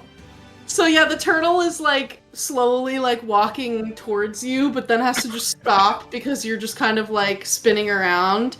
And then it reaches its neck out and just gums your dress, and it's just tugging on your dress. Teacher, this is unbecoming of you. It's a turtle, so it can't really do much. What would you like to do on your next turn? Now First turtle. I am going to cast a 3rd level lightning bolt on the turtle as I pull it down from the sky. So she has to make the dex save with turtle stats. Yeah, now I gotta look. I gotta see. I gotta find something that's either a turtle or turtle adjacent stat block. So give me a second. You're like, dragon turtle. Yeah, I should have picked something that's Well, there is. Okay, so you said it's a dex save. Yeah. There is a giant snapping turtle, which is obviously much different, but it's close. So I'm gonna give it that with a minus to its. Okay, so Yeah. she has a -2. She could That's still a pass with a 9. crit. That's Okay. a 9, and she has 5 hit points as a turtle. We'll say. Okay. Yeah, so five of this will go to the turtle's HP, and then the rest will transfer to her. Okay. It's just a classic 8d6. 29. Woo! So 24 to her. Okay, so this lightning bolt like cracks into this turtle, and it does the cartoon thing of like flashing, and you just see all of its bones, and then all of a sudden it like the flesh like reshapes as the lightning is shocking it, and it's like very weird to see like the bones and like structure changing in the lightning. But then she's back to herself, and she's a little bit fried, and she like Not unconscious. she has to take a second and like shake it off. That was dirty. I like it. Oh, good. I'm glad because I felt really bad doing it. I don't know No, what that thing was I turned you into. I think I was a tortoise, like a one of the island tortoises that moves very slow. I was thinking of just something really slow. Yeah, that's cool. I've never seen a tortoise before. Oh, Woo. you're gonna hit me now. Yes, I am. Is there anything else you wanted to do on your turn? No, I'll stand there with my sword up. Okay. She will wave her hand over the blade and cover it in a green flame energy and is going to strike out at you for 2 attacks. On the Guys, did she lose her blade song? Would she have lost her blade song from that? Oh, let's see. Blade song ends if. Let's see. It ends with you're incapacitated. If you don medium or heavy armor or shield, or if you use 2 hands to make an attack with a weapon. So I think technically no. I think the turtle was technically blade singing. I think that is fair. Okay, so she's still blade singing.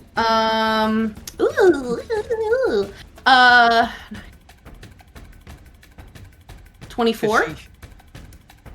I'll have to use a 2nd level spell slot for shield, but I can deflect that. Okay. That's my last. All I have left is 1 3rd level spell slot. Boy, oh boy. Oh, that's only a 19. She doesn't hit. Yeah. So, she is going to bonus action cast a spell, and she's gonna Misty Step right over up onto the balcony. Poof! And like the swirl of seawater appears at her feet and like swallows her up, and then it appears up on the balcony there, and she's like in the crowd who all are like, oh my gosh, and go like flying back. What do you say we finish it up here? Where everyone can see the grand finale. I only have 1 more spell. Dirty. Okay. And that's her turn. What would you like to do? Ego goes and starts charging up another lightning bolt, but then sees all of the crowd and goes, Yeah. And they're like all like moving and trying to like get away. So I will run up to the wall. Okay. And I will jump and use my 3rd level spell for Misty Step. I'll be Slay. nice. I want to try and finish it with my sword anyway. Bonus action Misty Step. Action is going to be Green Flame Blade. 13. Oh, I want to hit her, guys. I want to use. Want to use a chat reward? Use a I chat wanna reward. Use a chat reward if that's okay. What should What I are you using? use, guys? 13. 13 is rough. I think you should use something. Or should I just use it? No, I don't want to use something as big as a reroll. Maybe a 8, a D8, a D10. I was thinking. D10, D8. I was thinking D10, D12. Yeah, I was about to say because One, yeah. Use D12. Yeah, you know what? Yeah, Fine. use I want to D12. win. D12. Okay, D12 it is. +7, that makes it 20. Okay, she's going to shield. Oh, And that's going to make her AC to a 22. I use Sorry. my last spell slot for... I could have counterspelled her shield. That would have been so nasty. Stinky mean girl of you. Okay, that makes her AC what? 22. She has a lower AC than you. I got another attack. We got the D12 back, thanks. Thank you. Thank you, St. Andrew. I got another attack. Regular attack. Yeah. 21. Oh, I want to my use a God. promo. Yeah, Use a promo. Use a promo. Promo. I just want to hit her one more time. I don't know how low her HP is. That'll With the power hit. of friendship. Okay, promo used.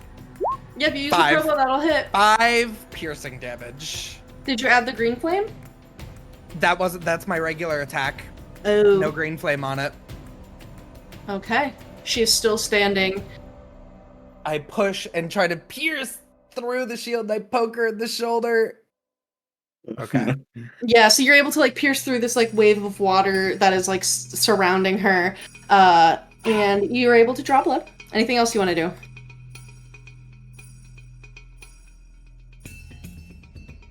I don't think that there's anything I got left, guys. It's up to the dice now. May you roll 2 natural ones and decide not to use your 5 million rerolls. And my turn. All right. Yeah, she will turn to you and Could I try something? yeah. How close are we watching this fight from? You guys have are been on the kind of like vampire over still. here. You're Yeah. like from Ego. You specifically are about 70 feet. From Razel, 75. Because you're like here, and they are over here on the right. It's okay. I can get close. She's pretty hurt. She's like pretty. It's okay. Pretty darn hurt. I gave her a run for her money, and she is my teacher, so. And also because it's coming up on 10 o'clock, and I don't want the entire session to be about this. Please, God. Well, which one is her? Hold on. She Razel's is this one using Razel then. the token with the hat. It's definitely not what she looks like, but No, the it's not. token with the guy with the hat. Just the token they gave her. Yeah, I'm not gonna be able to get close enough to do what I wanted to do. Never mind. It's okay. Okay. She It's up to the will dice. green flame blade once again. No, that's not gonna hit. That's a 7 on the first attack. So that would be a 16. All right. So then on the regular attack, oh, that'll be a 27 to hit. It does hit. I have 10 HP. Okay, so she is sneak attacking, but she doesn't get the green flame. So she gets 2d6. She can sneak attack from here? She's next to you. Swashbuckler. She's a swashbuckler. But oh yeah, there's no one else engaged with her. You're so right. Mm-hmm. You're so right. Her specialty is dueling people. Like, she's a blade singer swashbuckler. No, yeah, no, you're so She's you're kind so of right. disgusting. Okay, so she gets 2d6 plus 1d8 for the weapon. Roll 3 ones, you bitch. I would shit my pants on Oh camera. my God. Roll 3 ones, you bitch. I did roll 1-1. And then? So that is 16 points of damage. I'm down. Yeah. So with one final, Can I use a reaction? yeah, sure. Curse of Bedlam. I have a hellish rebuke.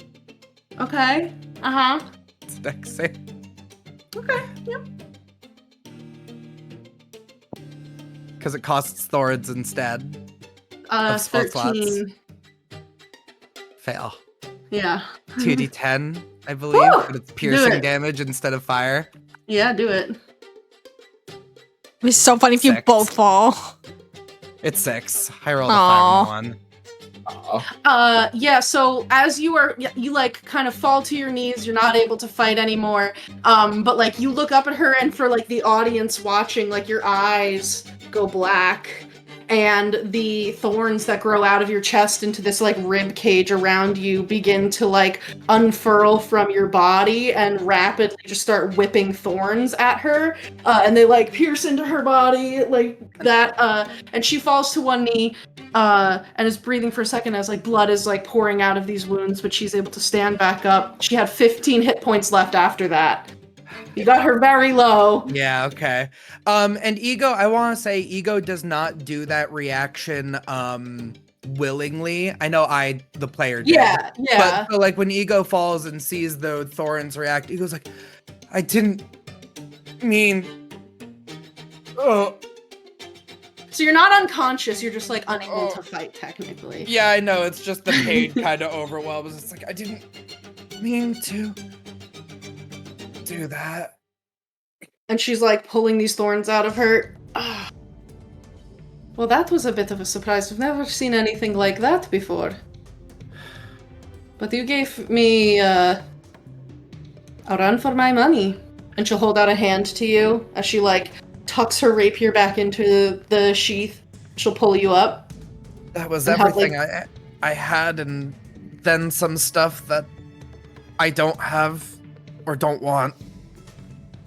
My curse. Your curse, I see. You know, it is wise to use everything that is available to you, but if I may make a suggestion. Sometimes when you're fighting an enemy, you need to be able to understand when it's really time to give it your all, and when it's time to hide what you have available to you. A loss can be a blow to the psyche and to the ego, but sometimes you can orchestrate a loss for yourself so that next time you win even bigger. Use that first fight to suss out your enemy. In a situation like this, that could end up saving you later on. You had no idea the sort of spells that I had in my arsenal. Yeah. And you were using all of yours. And I know my friends helped a bit. I had the feelings there was a little bit of interference going on. We did not say that they were barred from helping, so I hold no ill will towards them. And she, like, gives a little bow to the rest of you.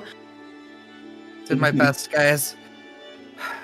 You... I really thought... Oh, yeah. Oh, he looks like he hurt himself. Oh, that was really impressive, though. I really thought that I got Oh, you no, with the Aurum. first lightning bolt. I really thought that I got you with the first lightning bolt. You used your song I to did? deflect it. How? When you have studied blade singing more, and in fact, this is where I would recommend if you are able to visit any blade singing schools, it may benefit you for this. But as a blade singer, when your body is so well tuned to your own song, you can actually warp the magic as it's coming towards you and turn your song into a defense. I did have to spend a bit of my magical power to do that, but if I'm taking damage in a fight, I am able to spend a bit of my power in exchange to reduce some of the damage that I am taking. You did not see it quite well because I was in a bush, but I heard it, and I saw what it did to my spells. I never knew... Admittedly, teacher, I always thought that this technique that you always told me it was for dueling, so I understood that it, enhanced my ability to move and defend myself, but I didn't know it could to that length. I didn't know that you could turn what I thought was just a fighting technique into such a powerful shield.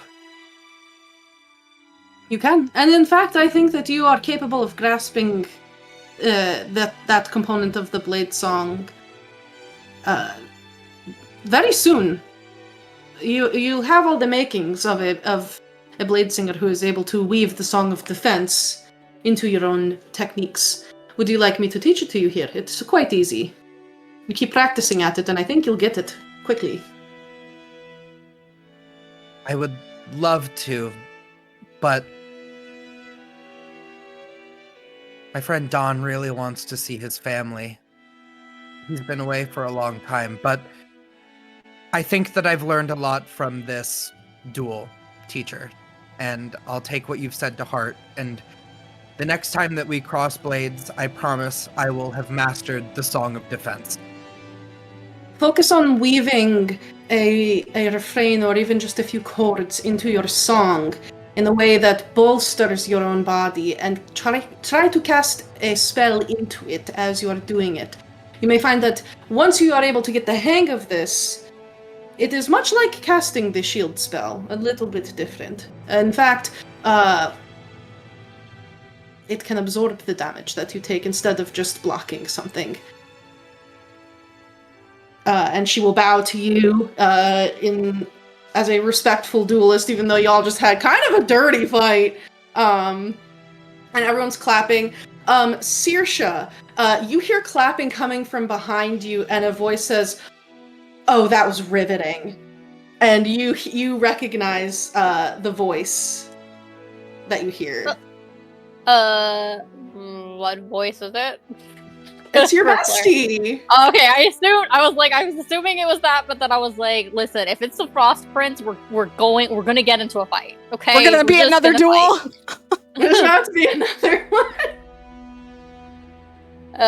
If he just shows up and like scares the crap out of me, we're getting into it. And Clover and Aurum, you would hear this too. Dawn can kind of see it from where he is, but if you turn, you would see your best friend, Love, or Cupid, who is just floating like in midair and is like kind of like laying on his stomach, has his like feet crossed behind him like a schoolgirl like kicking, and like has like a thing of popcorn and is like eating. So do you think Saoirse still sees him for who he is? Or do you think Saoirse sees something different right now? I think mostly, yeah, but there's maybe some like very subtle Like changes. a flicker? Yeah, like very, very subtle changes. Okay, yeah. So for you, you would see that this is like a young man who looks like he's like late teens, maybe, like early 20s. He has this like dark olive complexion that is completely just like spotless, and this sort of like auburn, like coppery hair in these like very luscious waves that's like about collarbone length. Very handsome face, like truly like perfectly flawless. He's wearing very minimal clothing. Like this man has like the sandals on, and then like a little bit of cloth wrapped around his waist, like a toga but sluttier, like no top, just like almost buns out. Very muscular. He has like a very large bow on his back that is decorated with motifs of like wings and hearts, and like a quiver of arrows that have like these kind of rose gold like feathers on the is it the haft or the shaft? I don't know. I don't know about combat things. Fletching? Fletching, yeah, the fletching is like these rose gold kind of feathers. For the rest of you, if you look, because you can kind of like see this person, you don't see that visage. For the rest of you looking at this person, you would see, I believe what we said, Iris, was that it's like, for your character personally, the most attractive and beautiful individual that you have ever laid eyes on to like your personal preference. Or could like imagine. Right. Or, yeah, like that you're capable of imagining, like this is the person that is like perfectly suited to your preferences. Yeah. And any gender expression, like any body type, any race. So what do you see as this person is like lazily clapping and it's like, oh, that was wonderful? I have no fucking idea. Really thought about it.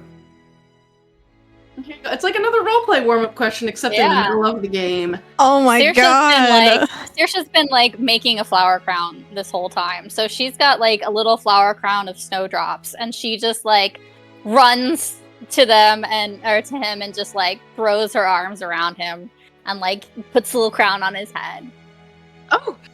And he like he's like laying on like a little cloud midair and like kind of falls off of it, but like lands next to you. Oh, I forgot how. I am so happy to see you too. I have a gift for you. Oh, I love gifts. Not right now though. I'm gonna save it. Just give me a few minutes. Yeah, you should meet my friends. Oh! I have friends now, not just you. You're not abandoning me, are you? Never. Oh, good. I think what we have is sort of, it's not it's something different. I could It's special. It's... Did you? If true friendship was a thing, I think we would have true friendship. I agree. Did you change something? You look a little different. Well, I brushed my hair with a golden comb this morning instead of a boar bristle one. Is it shinier? Maybe that's it. I think you see a little bit of a flicker of like, it's almost like he's got like he kind of like will like float on clouds and stuff, and so you think you're kind of seeing this like misty cloud aura, but it could also be like when something is like super deeply cold, how it kind of gives off like a frosty aura. Like you're not sure if it's like it's a cloud or if it's that. Yeah, I don't know. Maybe it's that. It was a particularly lovely comb, and I'm always lovely, but I'm feeling particularly lovely today because I get to see you. Now show me to your other friends. I won't call them lesser yet. No. I do have to pass judgment on them, though. Oh, make sure that they're worthy of you. Okay. Exactly. And they are. They're all great. You'll love them. And he'll rub his thumb like along your cheek, like there. Oh, I'm so excited. She'll like lead him over to everyone. Everyone, this is Love. My best friend. Love will give a bow. What do each of you see? Oh god. No fucking idea.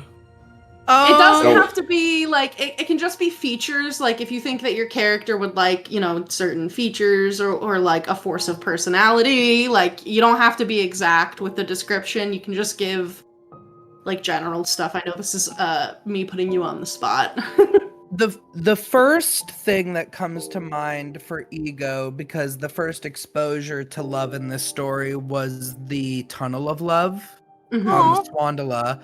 So what Ego sees is sort of like a water genasi kind of look, with this sort of amorphous watery skin, and like the hairdo on one side would be kind of masculine, the hairdo on the other side would be kind of feminine, very asymmetrical, and then wearing like this sort of gender neutral swan outfit with like the neck of the swan like curled around like the neck, and like the feathers all coming down into this sort of like half ballerina dress, half dancer leotard. Oh God, slay! Literally serving C-word. That's amazing. What anyone else? What do we got for Aurum? I feel like Aurum is just like confused. I don't think Aurum's type is anything particular. I would lean towards like more similar to his husband, probably. So still kind of like muscular, but leaner. Just like relatively fit, probably feline features. But I don't have like a solid description. I don't know. Yeah, I wasn't prepared. No, yeah, you can just like general stuff like that is totally works. Let's see. I think that Dunn hasn't had to think about having a type at all until relatively recently. So they just look like a silhouette. It's just like a bunch of features that like haven't decided where they're going, and ultimately just like nothing. Oh my god, I love Yeah. that. Just It's like Amorphous. they're swirling around, and they always look like they're starting to form something, but before they form anything concrete, they Switch. fade away into basically what is just an amorphous walking cloud thing. Yeah. I think, like, just on gut instinct for Clover, it's probably more mask leaning. There's probably some like androgynous like features to them that are probably more mask leaning. Definitely muscles. Someone bigger than her, but also has like her fairy wings, but like probably a different color. He probably has like snow white hair, like icy white hair that comes down to his shoulders, and like mercury colored eyes, like very silver colored eyes. Yeah.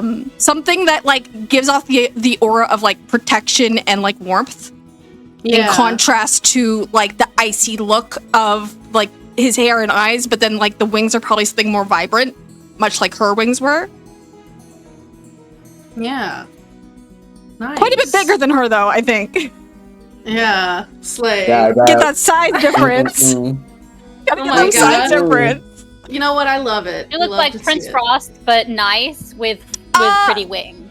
Kind of like, I don't know if he looks like Prince Frost. Frost is also like very beefy. I feel like this is a more lean individual, like still muscular, Yeah. but not like Yeah, he's got like really nice thighs.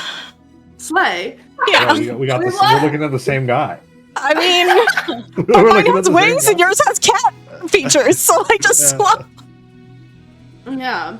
Yeah. So you all see this like living depiction of the most beautiful, like attractive individual that you can think of, or perhaps lack thereof because you've never considered it before.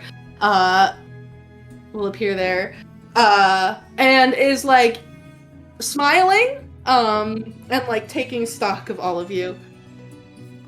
The pleasure is all mine. I am Cupid, also known as Love. Wishbearer, one who brings hearts together, harbinger of love, and all-around party boy. Or girl, whatever you want. Can be Oh. something else, too. Okay. I'm not picky. Wow. I don't Wow. know Hi. if it's the blood loss or the blood loss, but you look really cool. It's really cool. Oh, thank you. You Seriously? look a little bit worse for wear after all of that. Would you like a little bit of a pick-me-up?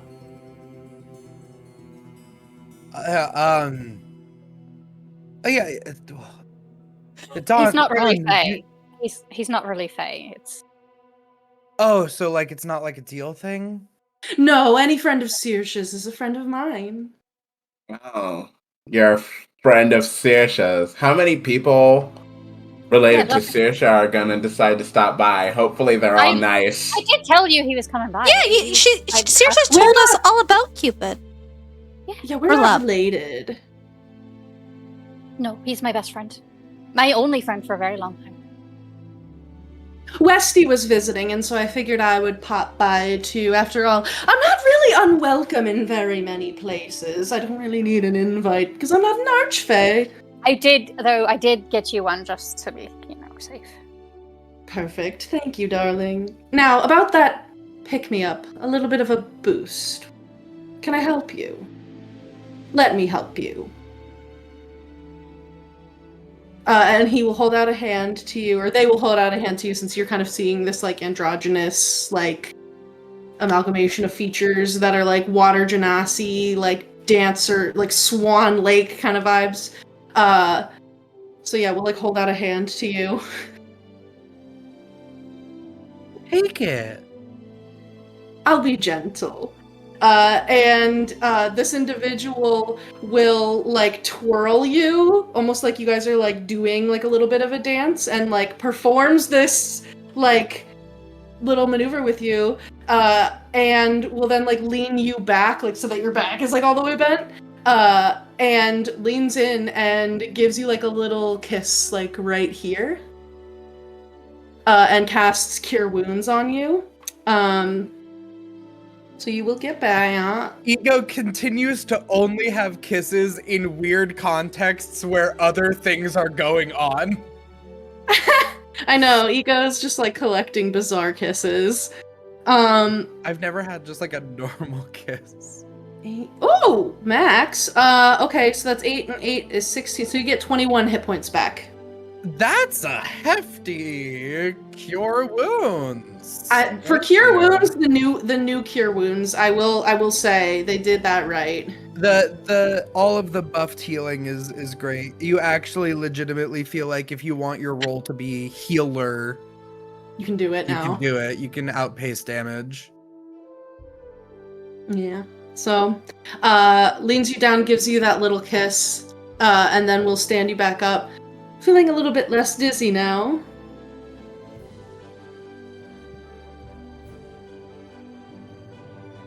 Yes. You look weird. I look weird. Whatever do you mean? I don't know, I was just expecting something a bit more concrete. And that's Saoirse's like playing with his hair and like lifting it up because she's like, I mean, you do look weird Right. for you. Like, I was about to say, you're like playing with his hair, and from Don's perspective, it looks like you're just like when you see like fog and you like push your hand through it and it disperses and moves everywhere, and then every so often it kind of starts looking like hair, and then stops. You can't. I think when it starts looking like hair, it's the hair that it looks like is kind of like a silvery like color. Like, Yeah. he has no idea what's He's going on. influencing it directly. Yeah. Well, I just wanted to say hello and let you know that I missed you terribly. Spring is I know. so I know. boring It's without bad. you. Oh, it's very Boring. bad. Terribly think it was- boring. Really? I didn't think it was boring. I thought it was just like scary now, right? People are freaking out a bit. You're not there, so it's boring. You know, I Oh, mean, well- the dryads are lovely. They love to spend time with me, you know, but now that you're not there, it's turned into a bit of a... Well, I don't mean to brag, but it's like a feeding frenzy. They can't get their hands off me. Oh, yeah. No, that would be. I mean, there's plenty of love to go around, but ladies, give me a bit of time to breathe. And there's a little bit of infighting happening between them. Oh, so you're causing drama. Ugh, I don't cause drama. I just happen to be drama adjacent a lot of the time. All right. But you could just walk away.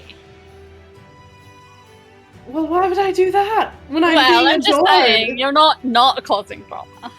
I can't simply receive adoration and lust and attention from a multitude of individuals and say, no, thank you. Who Well, would I be you're right. if I No, did that? I know. Certainly not All right. love. You're right. You're right. You're right. Don't worry, I'm keeping them in line Of course. when I can. Have you seen Sam? There. I've seen Sam. Sam has popped into Spring a couple of times. Those are the few times where it wasn't boring. You know, at the. See? I've done something for you then, because I'm the one who sent him there. Oh. Interesting. Yes, he's very, talkative, very nosy. Nosy with you.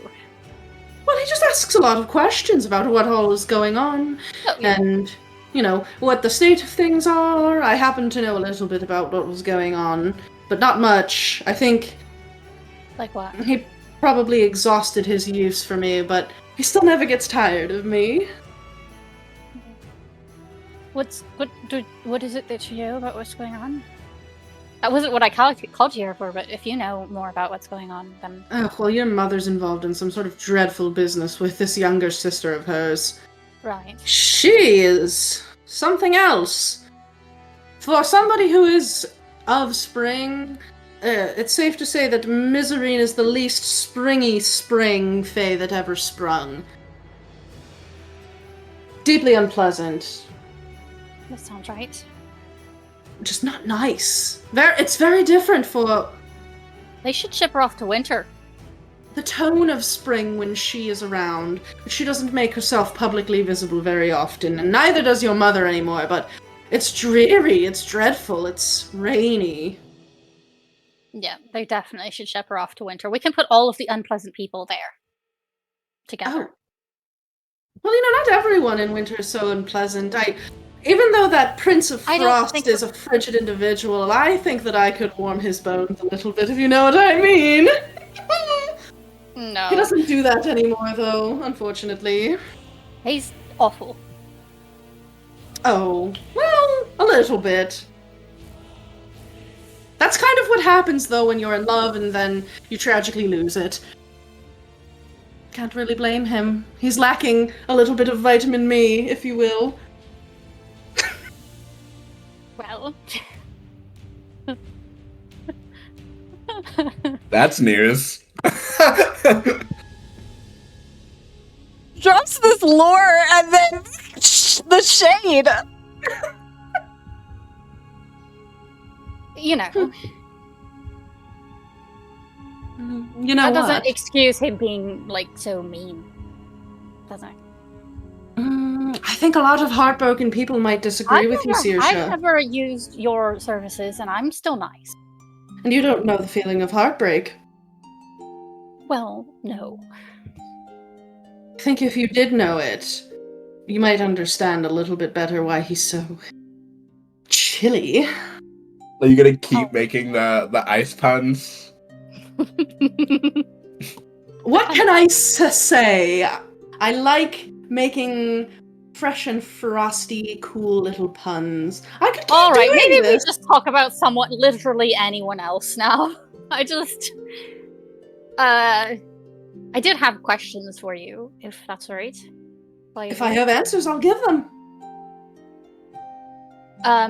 Well, a couple of questions. The first question is that, well, first a statement.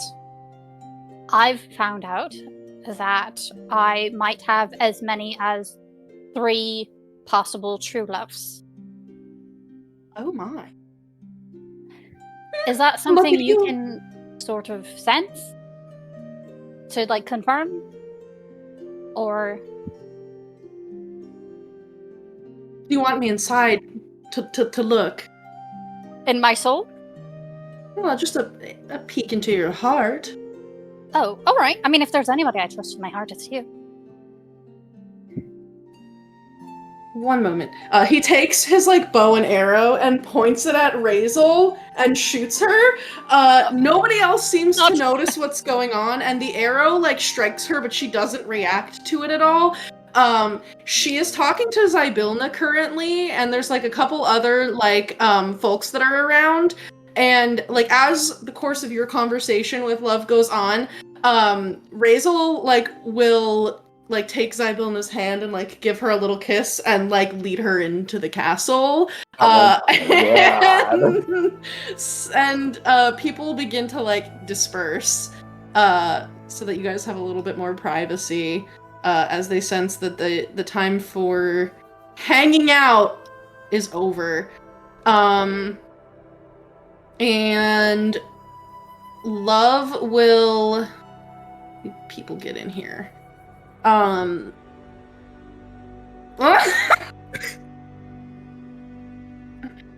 Jesus.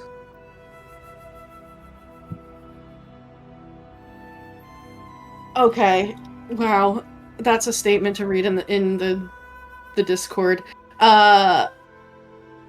Yeah, so Love will put both of his hands, after he puts his bow away, will put both of his hands there on your chest and closes his eyes, and is kind of listening a little bit. You're an odd little thing. I know I've told you that before, but you really are. Thank you. Because I know you mean that in a good way. Very...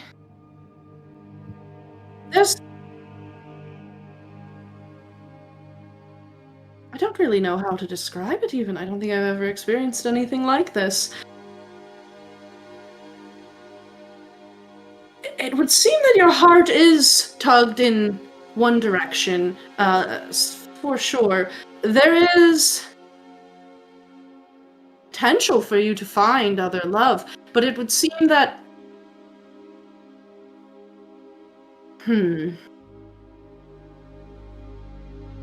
It's as if one part of your heart knows where it wants to go, and the other parts of it are still finding their way. I think it is possible that you could have 3 true loves, but I think only one of them is truly already determined, and the other 2 would be of your own making. True love is something that can be found and made at any point. If you do not currently have a true love, it is possible to find one. And I do think that you have the potential to find one. But there is another. This part of you that is yearning for someone. It's almost like your heart has a true love, but it is not your only option. Right. Okay, that's good. So then, how do I fall in love very quickly and choose who to fall in love with? Well, because I mean, I'm sort of running on a time frame here with the spring court and everything. And I would like, I mean, I know true love doesn't have to be like that, but I kind of want it to be like that. Well, you know, my hands are a bit tied and I can't tell you how to fall in love with whomever you may be connected to. You do know that. I know, I just mean, how does it work in general, I guess, not specifically for me. Oh, it's incredibly awkward a lot of the time. Very, Okay. also can be very... You know, I think it would be easier to perhaps show you. Would you like to go to the mortal plane? Well, that was the plan, yeah. That we were going to go. I don't know if they're all ready to go now. Oh, well, maybe I'll join you for a bit there before I head back to spring. Okay.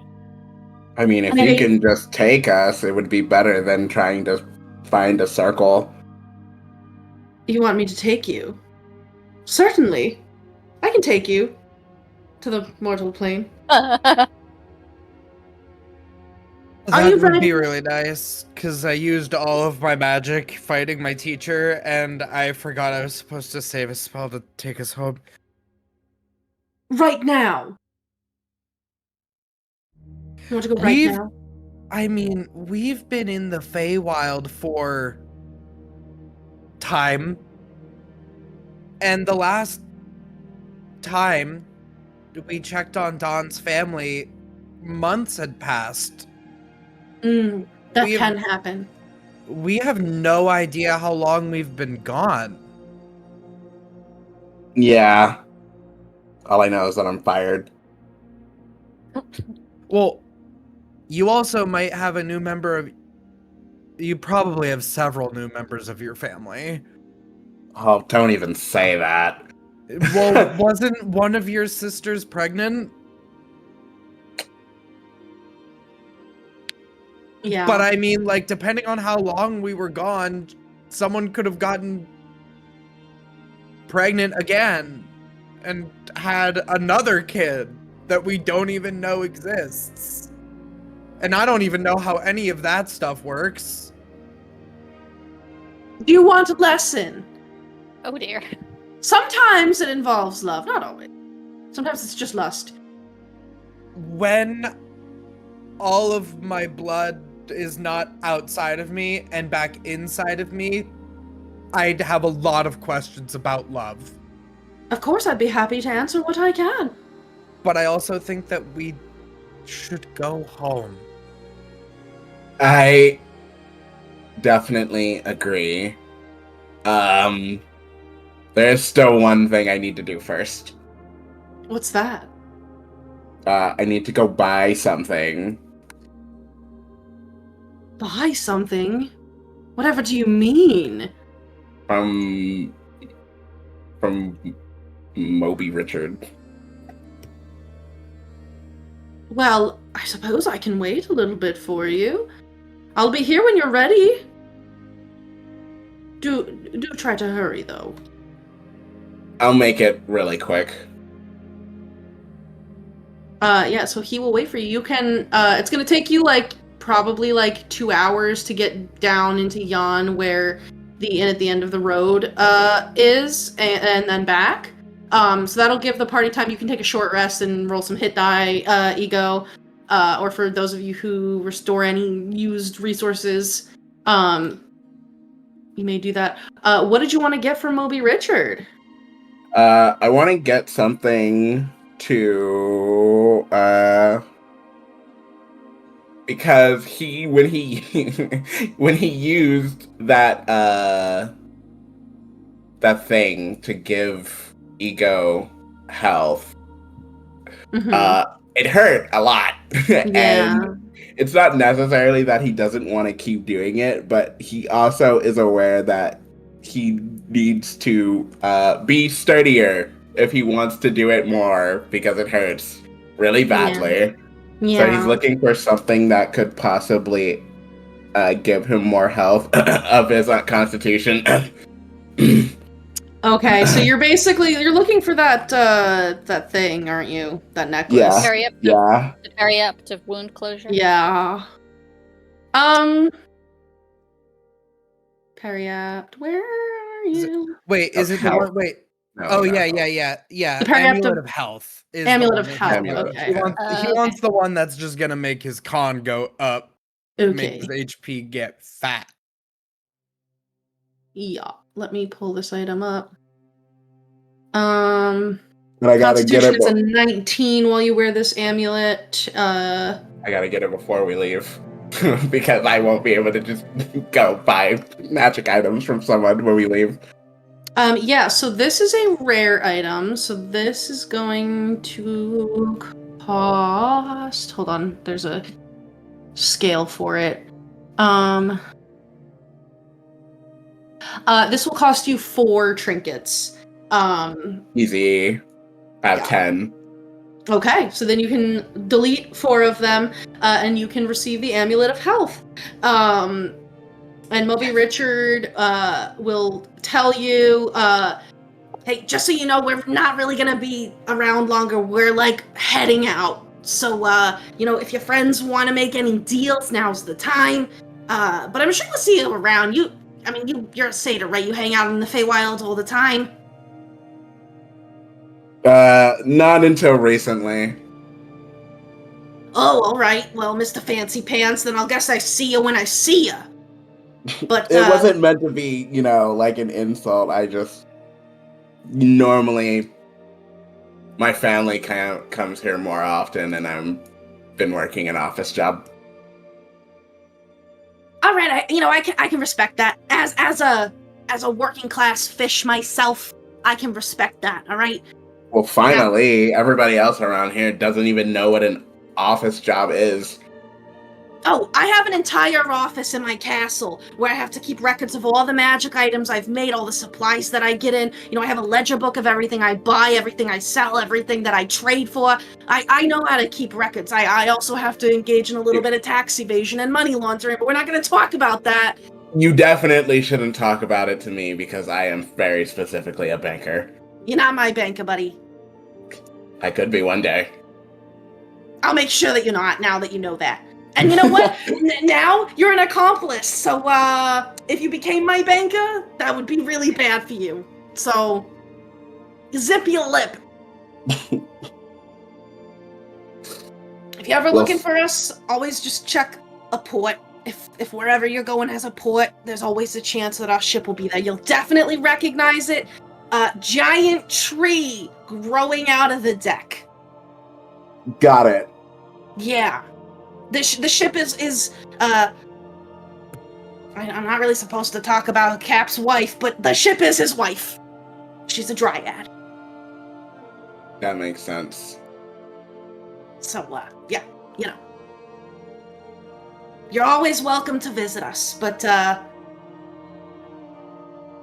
we're leaving. All right, I'll tell them you said bye and where to find you. Yeah. Have a nice life. Remember what I told you, keep your mouth shut. You Gotta didn't keep make this any business- deals. Well, I don't walk away.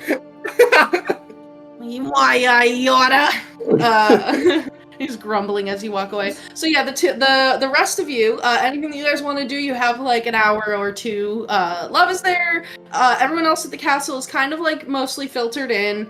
I think Yeah, I'm finally I think- attuning to my wing boots because I keep forgetting to do that. That's a good Tune idea. to those boots. Yeah. Ego's gonna start. I mean, now I know what one of the spells I'm gonna take when I'm level 10 is, but Ego's gonna start working on that because I'm gonna make a portrait of my teacher Lay. in my spell book. Yeah.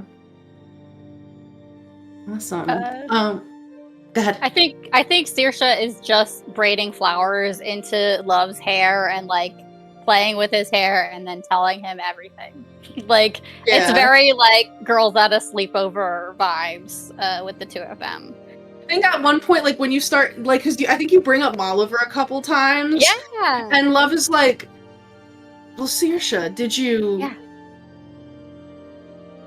Did I what? This Molliver individual sounds. They're fantastic. Yeah, they've taught me how to juggle. I mean, you could have. Very fun. I think you could have, you know. It kind of sounds to me like they enjoyed your company, and perhaps you enjoyed Yes. theirs. I did, yes, they're the very first nice. Step to love is usually enjoying each other's company and wanting more of it. Oh, that's good to know. They also really like gold He's so oblivious. and knives. Saoirse, you're so Yes. innocent. I love you. I love you too. Saoirse, the thing you have to understand about love. Have any Okay. of the rest of you been in love before? He Okay. will ask to the party. I have been in a love tunnel. Well, I didn't ask for that much detail, but You see? Did you enjoy it? It was okay. I mean, I liked who I was with, but there was a lot of talking. Oh, okay. That wasn't distracting from the activities happening? I mean, you kind of just sat there. Oh, And, don't you tell me know- you're a pillow princess. Ego, come now. No, there wasn't a pillow. It was like a boat, and you know, you Oh, just you're kind of, brave. you just kind of rode the water. Oh my god. I mean, the motion of the ocean does usually come into play, yes? And I just talked with a bird and Don, who was with me. Multiple individuals. Whose love tunnel was it? Was it Dawn's love tunnel? I guess it was. No, it wasn't Don's. I guess it was Mr. Witch and Mr. Lights. So Dawn, a bird, two other individuals, and yourself. Well, like Mr. Witch and Mr. Light weren't there. It was just Don and I and the Swan. This is fucking killing I me. think we might be talking about different things. When It you was a tunnel of say- love. Right, when you say tunnel of love, what does that look like? You know, like what? It's like a big heart-shaped tunnel that you ride a boat through. Oh, you know, I find those a little bit disrespectful. That's not what the tunnel of love actually looks like. But What does You it don't need to actually know look that. like? don't worry about it, Saoirse. Oh, alright. You'll find out maybe one day. See- Love's like, have you ever seen You've seen many flowers bloom in spring. Just think of a little bud. So then what I gather is you have not actually been in love. What about you, Clover? You've never been in love? I don't think so. Oh. What about you? I didn't catch your name, but I like your mane. Can I touch it? Can I run my hands through it? No. I've definitely heard that one before. Ask a lion guy if you could just touch his mane. I was about to say, definitely heard that No, one you before. can't. Oh god. Well, For fine. real. You've never been in love? I have. Oh, tell me about it. Tell me all about it. How did you meet? What are you gonna give me in return? He's not Fae. My We're attention. in the Feywild, right? Ugh, one of Not you everybody in might- the Feywild is a Fey. No, you know what? I appreciate it. I could talk about my husband any day of the week. I love that man. But if you want me to talk to him right here, right now, what do I get? Yeah, I mean, you know, if people use it on us, we're not Fey, so Get your 10 Wow, trinkets logic. back. That's true, I suppose. I am. I Let's am. see. well, I'm not Fey. Can I use that to get out of any contract that I want to get out of? No, I Oh, suppose no, I just- you're right. I just thought that we were all acting in the spirit of friendship and generosity here, but we can make a bargain. What kind of things could I offer? My body? I could cause some people to fall madly into love with you for a little while. I don't need that.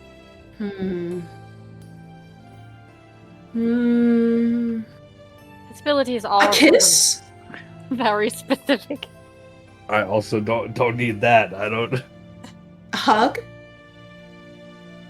I give some of the best hugs. Oh, what about one of your love stories in return? I could give you a love story. If he's going to tell you his, it seems fair. You give him one of the ones you've. I don't know how fair that is because it seems like this person has a lot of love stories. I do. All of If we're them, going- technically. If we're going back to the material plane, we need that stuff Don was always talking. We need money. Can we get paid? Can you for give it? us money? We have no money. We need money. We have Can no you- money. We need material got- plane money. You You got have the gold? currency exchange? Well, yes, I have gold. People do love money as well. I Mhm. guess I could offer you. Could you Gold. expense our whole trip to the material plane? You want me to be your sugar daddy? Never mind. I changed my mind. Bro realized the mistake of what he said moments I would be after more he than said it. happy to finance your trip to the material plane within reason. I could make sure that your lodgings and accommodations are taken care of, but don't go buying a bunch of, I don't know, whatever it is. What do mortals spend money on? Houses or concubines or what else? The The housing only two market. things, the only not two very good things right that now. people buy houses. And The the concubine market is booming, but the housing market, unfortunately, Courtesans not. and I cannot condone purchasing in excess. Would I don't know. What's a lot of money? Is 1,000 gold enough for you? I look at Don. Oh my god. Don's like, I haven't heard those kind of numbers in a while. I was about to say, I mean, what tax bracket are you trying to pull from? I don't know if Trying Aurum to be understands. very wealthy. Ah. I don't think any of us understand that except Dawn. If you, I mean, are you trying to have enough money to live like an aristocrat, or are you? I don't know. What do you think? What do you think? You're the one that knows this stuff. What do you think we need? You're asking for money. Do you want it to be nice and luxurious, or do you want it to be like Blur! You know, are you trying to sleep at high-end inns, or are you trying to? I mean, I like to sleep outside, so Okay. What about, I don't know, 1,000 for each? That seems like enough to fund a normal person for like over a year. Yes, I suppose I could part with, what is that, 1, 2, 3, 5,000 gold? That's fine. I have plenty. But in exchange, I expect to hear a great retelling of your love story, Aurum. I want to know all the juicy details. what does juicy details mean?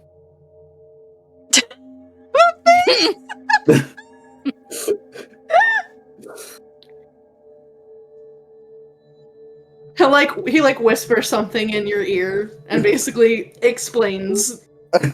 He's like, I need to know how long and how smelly. I don't know if this is. How frequent? I don't know if I can do this, guys. I'm not gonna lie. He's asking for some pretty serious information. It's for a lot of gold. You already agreed. No. I haven't shook on it yet. We haven't struck the deal yet. Oh. I don't shake on my deals. No. Oh, What do you do for your deals? Oh, we seal them with a kiss. Nope. Can't do it. Sorry. All right, well then I suppose we'll never get to hear your love story. Keep it a secret then. And you'll be poor. It's all right. I'm not used to having money anyway. Oh man, Don't worry. If I ever have a story, I'll share it with you. I do need that. Well, of money. course. You are legally obligated to do so per the terms of our friendship. Wait, our friendship has terms. Well, of course it does. We never wrote them down, but they live in our hearts. Oh, I've told you every single encounter I've had. I mean, I may not have gone into the level of... In fact, I think I may have failed you by not going into too much detail, because it seems that you are lacking a bit of information on how this all works. But that's okay. That's all right. Yeah. Okay. Well, I am ready to hear more about it. But you wanted to go show us, right? Should I track down Molliver? Did you want to show me them? You seemed very I think you need to focused show on them. yourself to them, is what it sounds like. But we can get to that. Where in the material... They've seen me! They even saw... Yeah, they've seen me. I was talking to them like 2 hours ago. Love is like, oh. Alright, we have a lot of progress to make, it would seem. They That's told me I fine. should put my clothes back on. Before we did the juggling. I have yeah, that so did many happen. questions, and I will ask them on our way. But where in the material plane, might I ask, are we trying to go? God, it's been so long. I don't even remember the Amphale? name of the town. Amphale? Yeah, Amphale? Amphale. Oh, okay, so... Sword Coast, Faerun, a little bit north and west of Waterdeep. Yeah, So, yep. you'll like it there. My mom's a Should I- matchmaker. Should I change what I look like? Why ever would you do that? Well, I mean, so I look more immortal. Oh, darling, I think that you'll find on the material plane, people don't really... Well, some people care what you look like, but if you're in a city like Waterdeep, you might get a few passing glances, but most mortals really just want to go about their day and be left alone. I think you'll I find was it wondering if it would make sense for me to make myself look more mortal, that's all. only if it makes you more comfortable. I think you should let your freak flag fly and be yourself. I don't think I'll- my parents are going to turn their heads. Alright. I don't think you look that different compared to people I've met. So Luckily, you're not, just the manifestation of wind. That might be a little bit harder for I for could be. mortals. Not here, but if I went back to Springport, I could be. I've been a wind Yeah.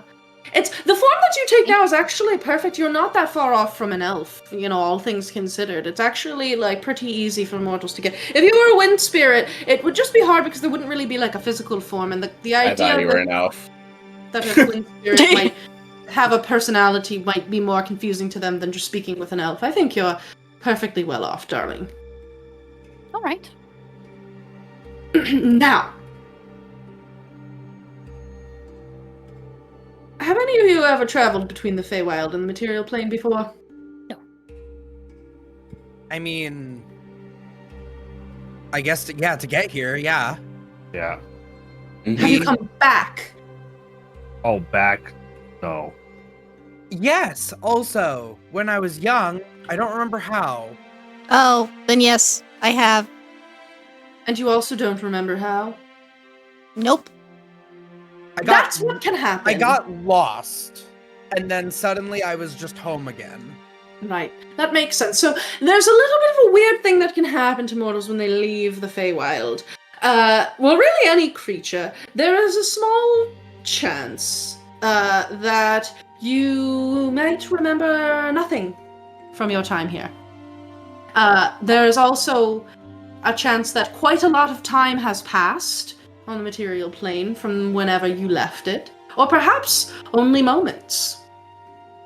I'm gonna, while he's saying this, it's reminding Clover of what she already went through, so she's gonna pull out her notebook and start, much like how she forgot how Ego and her met, she's gonna write down, key pieces of, plot quests with her patron and with everybody else's, plot quests. So she doesn't forget, she's gonna write that down before we go anywhere, including about the bells and what they do. Just in case. Let's see. You, and he points to Dawn, you should be fine. You, points to Ego. Don't say that I'm gonna forget everything. No, what are you? You're not Figuring an it out. elf, are you? Not really. No. My mother is a hag. Oh, you'll be fine. You'll be fine. Oh, okay. And That's you, probably one of the best things that I could have heard when I mentioned her. Saoirse, you should be fine. Did you tell him your name, Clover? Oh, yeah, immediately. She's like, hi, I'm Clover. Saoirse told us all about you. But I don't think it was heard. Sorry. No, it's okay. Yeah. Clover's a little bit broken right now, so she's taking precautions. I don't really know if what's going to happen to you. And you are a wonderful and very modest lion man. You might be a little bit at risk from memory loss. The rest of you are probably fine. So just the cats. Yes. Got it. Cats have 9 lives, it's fine, we don't need the memory. What are the odds on memory loss?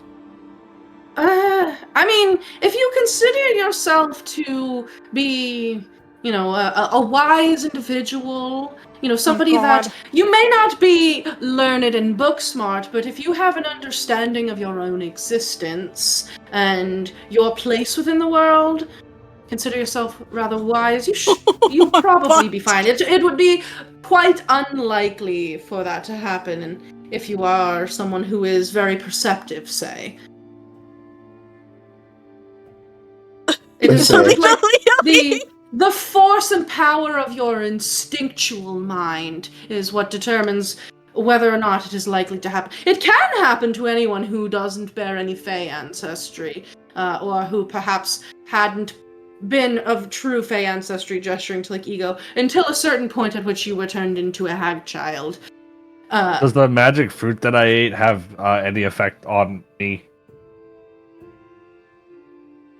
I guess we'll find out. Oh, you should eat the apple. It makes you feel good. I can't. I don't want to eat that weird looking apple. The golden apple. I had one earlier. It was really good. But metallic apples don't sound right. I don't trust it.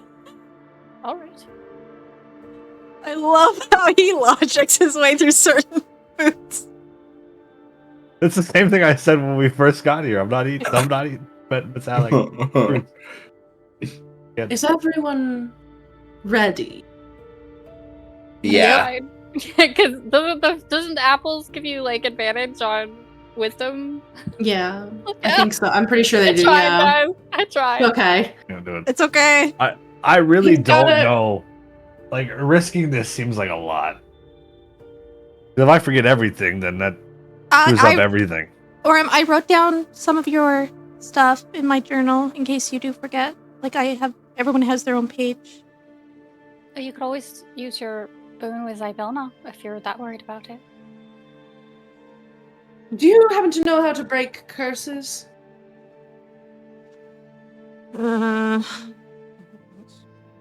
Oh, I think Well- I do. If you had any sort of magic that can break a curse, anyone who is affected by memory loss, just do that to them and they'll probably be fine. If that doesn't work, just find a wish.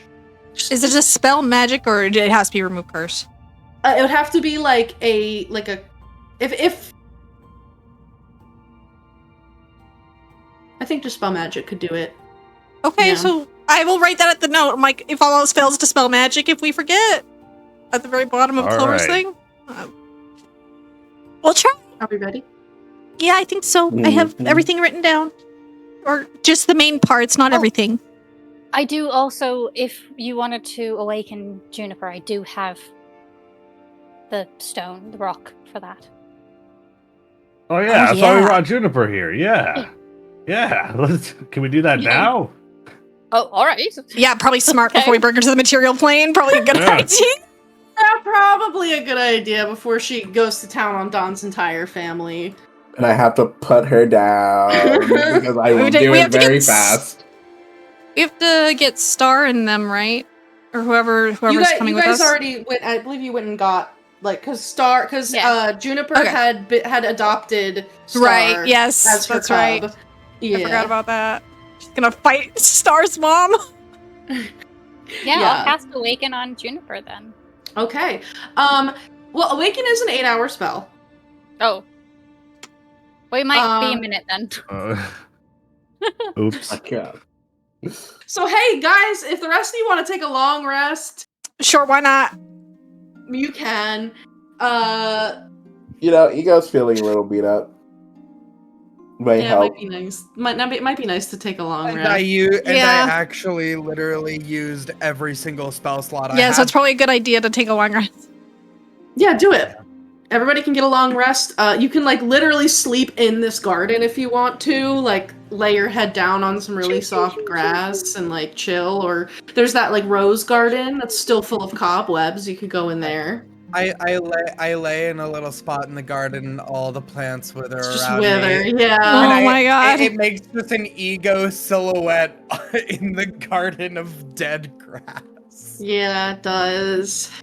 At least that's keeping up my goth aesthetic as I do things like lay in flowers. Oh man. Yeah, so you guys can get a long rest. What does it look like when you are casting this spell on Juniper for 8 hours? I feel like it doesn't even look like casting a spell. It's just her talking to Juniper and Juniper becoming steadily more intelligent because Saoirse's magic, she's always had a rapport with animals and then Mhm. specifically talking animals. So she's just I'm just gonna treat you like one of my friends back home and we're gonna connect on a intrinsic level till you kind of get up to speed. Yeah, for sure. And at the end of that time, these little sylvan lines of magical energy course through the moss agate that you got, and it shatters in your hand, and all of these tiny sparkling little pieces of gemstone fall all over Juniper's fur, and she begins to sparkle. And she gets an intelligence of 10. She will gain the ability to speak one language that you know, Saoirse. So what language is she speaking? Oh god. Saoirse only knows, I think, where are my languages? Oh, okay, I know a couple. I know Common, Druidic, Elvish, Gnomish, and Sylvan. I don't know what everybody else. I'm gonna just say Common. Yeah. because, Okay. She's like, specifically, my friends want to be able to talk to her, and they can't if I do any other language. So Okay. Yeah, so like her pupils dilate in her eyes and she like blinks for a second and looks around and says, "Who did that to me? Oh. Oh my. I can talk to you all now." I mean, we could always talk, but yes, we can talk to everyone now. But I understand. You all are your own individual beings. You're not just prey. Oh. Though you still do look tasty. Valid. Did she just say thank you? Yeah. Like, she hangs out with bears all the time, okay? Yeah, Like, she's like, that's not the first time I've heard that. The sky is quite beautiful, Oh my god. don't you think? I'd never stopped to look at it before. Ooh. You're probably thinking lots of new thoughts. I am acutely aware of my own mortality in this moment. Oh no. Oh, well, maybe not that one, but wow, your vocabulary is actually so sophisticated. Well, thank you. Ooh. I really don't Ooh. understand some of the words that she's saying now. Is she smarter than you? Yeah. Oh no. My friend! Can we awaken Aurum? Oh, wait. She's smarter than me, too, I think. My fellow I'm a 6 hunter! intelligence. Yes. And she like will walk over to you, Aurum, and like gets up on 2 legs and like gives you a hug. Oh. Hey, Thank how's it you for helping me curb my more savage urges. going? Of course. No problem. There were All part many of the plan. moments where I contemplated eating your head. You wouldn't have been able to. I would have stuck my beak through your soft little eye. Oh It my wouldn't god. happen. Your brains. It wouldn't have happened. I promise. Okay. Well, what am I to do now? I suppose that's up to you. You're welcome to come with us. suppose I shall. I don't have anywhere else to go, and I find your company to be more than tolerable. Ooh. Well, we're happy to have you. Wonderful. You're great.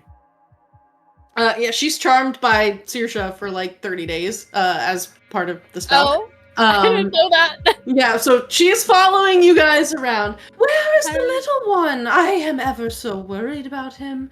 You know, without a mother, I fear he may grow up to be a bit too rambunctious. It's a good thing he has me.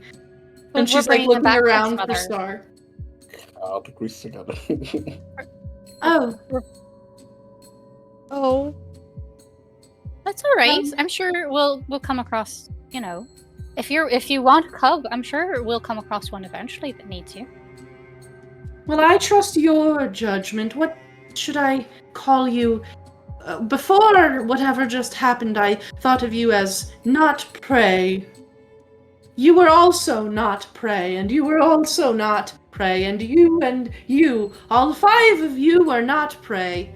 Yep. Although I suppose this one, gesturing to Aurum, was also predator.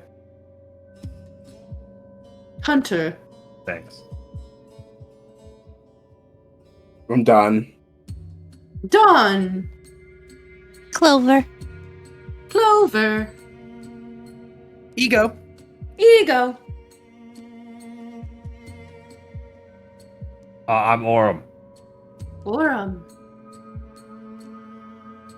And you? And she'll like put her face right into Saoirse's face. Oh, I'm sorry. I thought we had already, you know, but I guess you didn't understand when we were talking before. Saoirse. Saoirse. I appreciate it. I had no concept of names prior to this moment. But I understand that you are all individual beings now and not just walking meat. I love her. It would be nice to find some meat, though. I am rather hungry. Ooh. We'll get you something to eat when we get back. Well, when we get to where we need to go. I can give you a magic bean until then. It'll at least keep you from getting too hungry. The thought of beans is rather unappetizing to me, but I wouldn't refuse your kindness. After all, you have gifted me this wonderful consciousness and intelligence. Is she standing up and waving her hands around? Yes. Oh my god! Yeah, so she's like 13 feet tall and is like Oh my gesturing and stuff, and like Oh, that's she's so tall. That's so tall. She's very my tall. God. Can we put her in a dress and call her Root? No, I'm sorry. Oh, dang. True? You called me Juniper. Yes.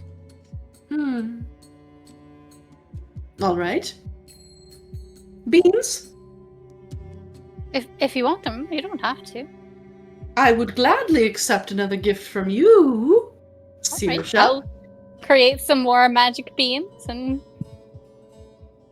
that's she a will good like. berry.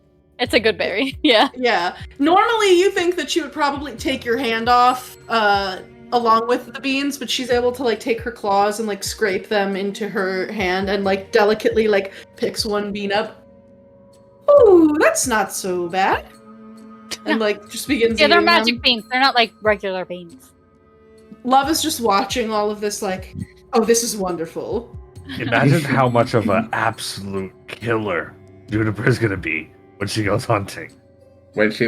Oh, God. Yeah. Oh, no. Because now she's intelligent hunting. Yeah. Oh, man. We've created a monster. Yeah. Are we all ready to go now? Yeah. The owl I am bear ready is to go. intelligent. The wizard has slept. All right. Yeah. I'm ready to go back. Well, since tunnels of love are on my mind, I think that's the way we'll go.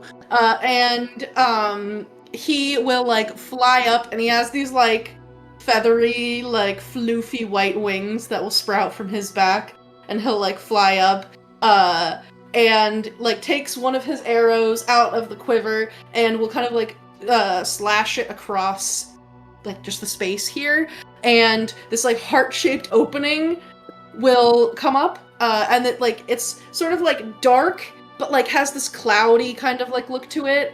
Like it looks like you're going into like a tunnel of clouds that are like have sort of like pinkish orangish sunset look to them.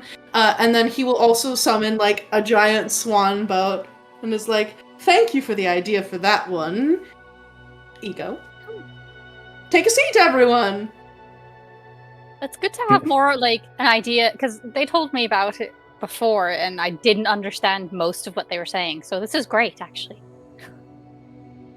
Definitely giving me deja vu. All right, so you all can take a seat in the love boat, which will then sail off in this water. The first time that you guys came to the Feywild, you fell through a mirror, and you like felt yourself being pulled through time and space.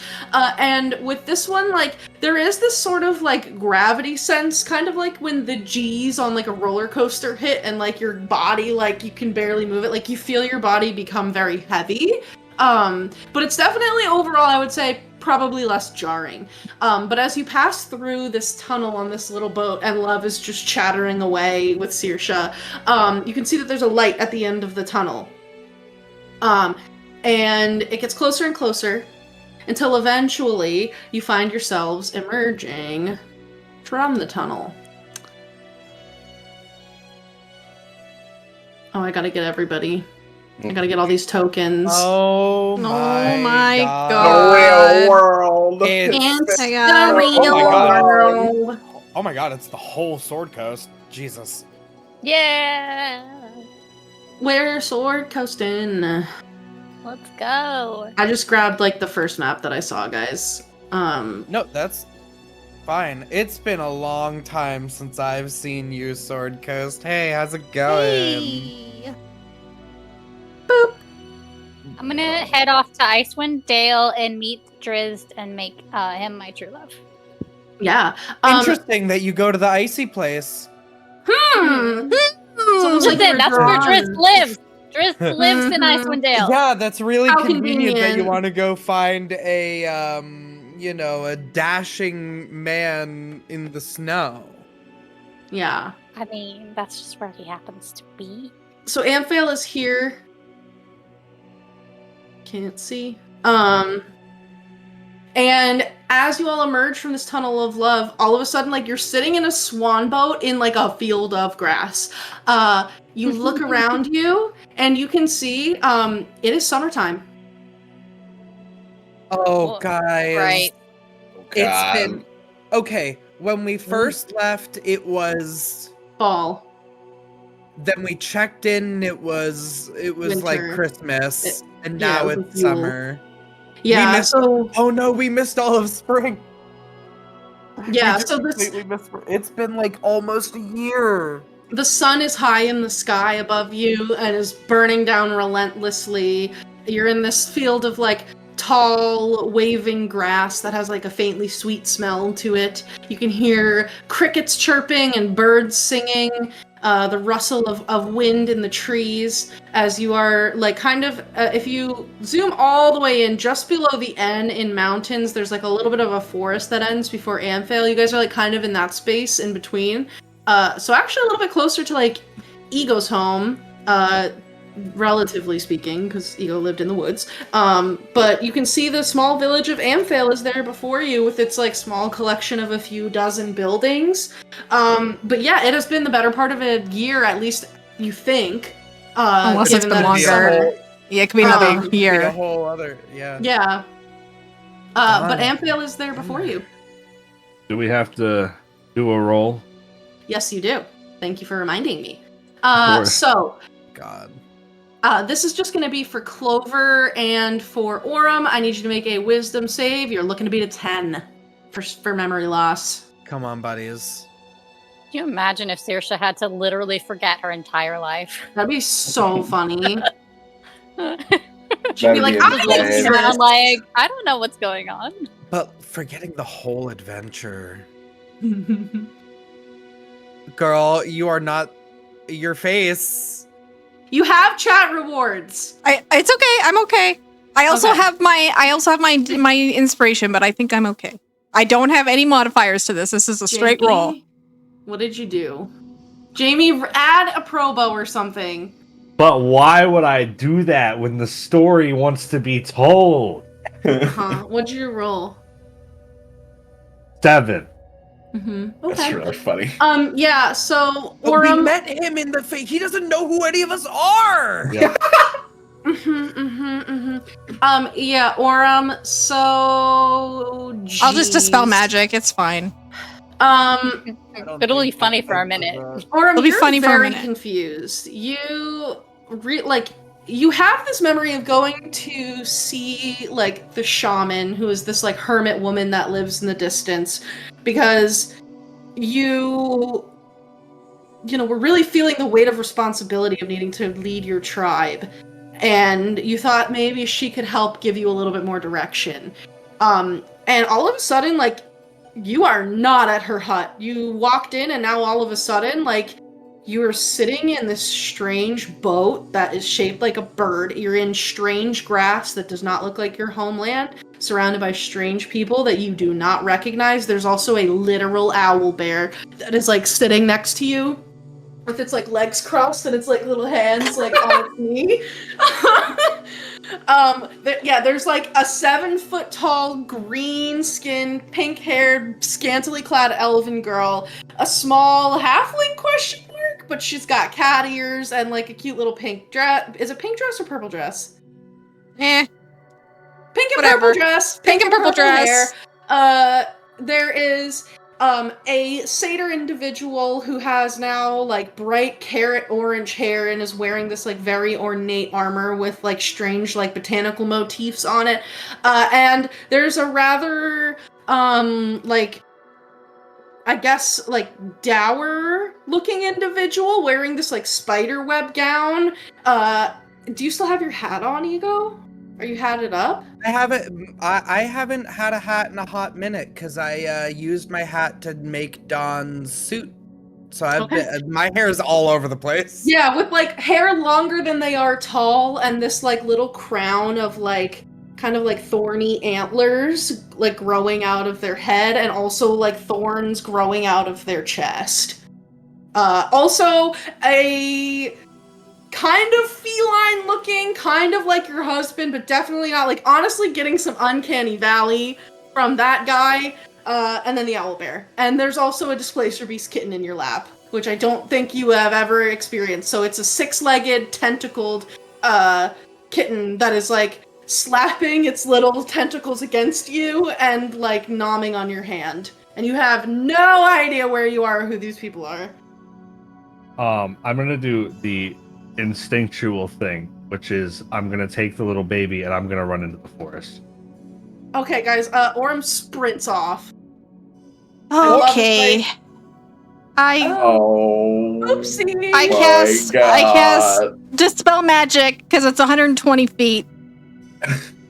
Okay. Sure, he can't run that fast. He can't run that fast. I run 65. My instinct is to Dispel. Yeah, so Aurum, like, you're making off to the forest, the displacer beast kitten is just like, as you're running, and then you, like, feel this, like, gravitational pull, like, in the back of your head that, like, stops you from running, and I feel like there's this little event horizon moment that happens behind him, and, like, something gets sucked into that. But Aurum, it's sort of like there was a fog over your mind for a moment, but now, like, as this Dispel Magic hits, the curtain of fog is lifted. Your memories are returned. You also now remember you were about to run off into the forest with this baby. Yeah, well. Aurum, do you remember? You good? Yeah, I'm good. Okay. Can you come back? I'll turn around and come back.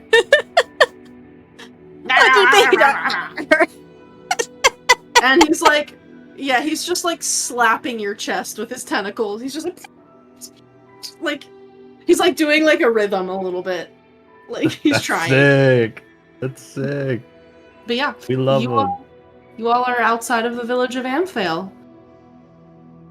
What's the move? What's the plan?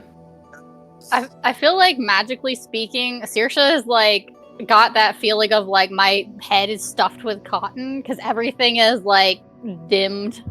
Yeah, and honestly, She's I so think used to like intense magic vibes everywhere. yeah, like for the rest of you having been in the Feywild for like a little while now, it is sort of like waking up and suddenly everything is like desaturated. It's in the Feywild at first everything was too bright, but you had gotten used to this like technicolor magical like bursts of energy, just everything being like so lush and vibrant and extreme, that now that you're in this place where there are shades of gray, it's like a little bit like sad, or maybe like boring.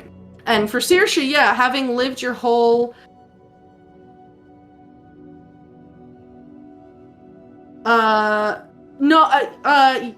you Did we do that? You could have done that if you wanted to. Okay. For Karma, I had a thing planned, which is why I didn't go back to the Okay. Yeah, I just really wanted to get back to the material plane. No, that's fair. Yeah. Oh my god, yes.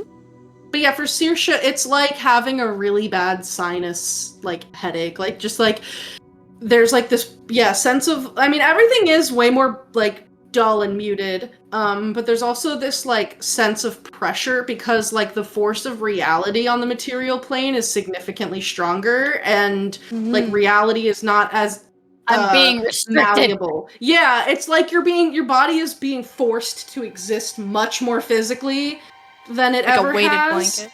Yeah, it's like you're Compressed. walking around underwater, or like with Yeah. like weights all over your body. You feel heavy. Oh, that's unpleasant. I won't lie. It does look a bit depressing, but I'm sure I'll get used to it. I'm not used to spending so much time in a place where the color gray didn't exist. He's like squinting. Dawn, it's summer. Fuck. He starts running into the town. Well, Well, yeah. And as Dawn runs off towards the town, that's where we're gonna call it for this evening. Oh boy. And next time we'll see what the heck happens. because his family does stuff in spring. Like, come on. Yeah, I mean they do stuff like every day, but Well, Some like Yeah. Beltane Any excuse to festival, revel. fertility festival. yeah, they have every festival and then some. this is why I'm saying he's going to find out that more of his sisters are pregnant because we're after spring now. Yeah, maybe. we're all through the Twitter pated phase. And those Yeah. babies are definitely born. Uh-huh. So yeah, thank you as always to my amazing players for joining me on our Feywild journey. Thank you to those of you that are watching now and in the future. For those of you that have been in the chat, we got Jay Destined, we got St. Andrew 69. I hope I'm saying these names right. That dude Bo.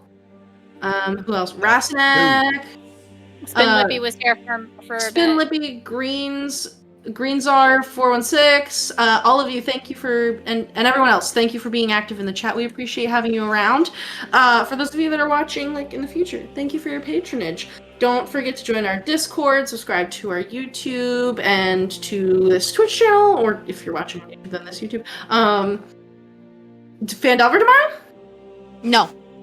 No Fandelver tomorrow. No So- Fandelver tomorrow and no Fandelver the week after. Potentially July the 4th we're back, but join our Discord for updates on that. Yeah, the Discord's a good spot to get like schedule updates. Yeah, so does anyone have anything else? Okay. Well, hey, the next time you are journeying back home after a long stint in the Feywild and you like maybe lose your memory of all of your friends and everything that happened and try to run off with a baby that is not yours. Don't forget to add your proficiency bonus, and we'll see you back here next time. Love you, bye. Love you, bye. Love you, bye. Bye.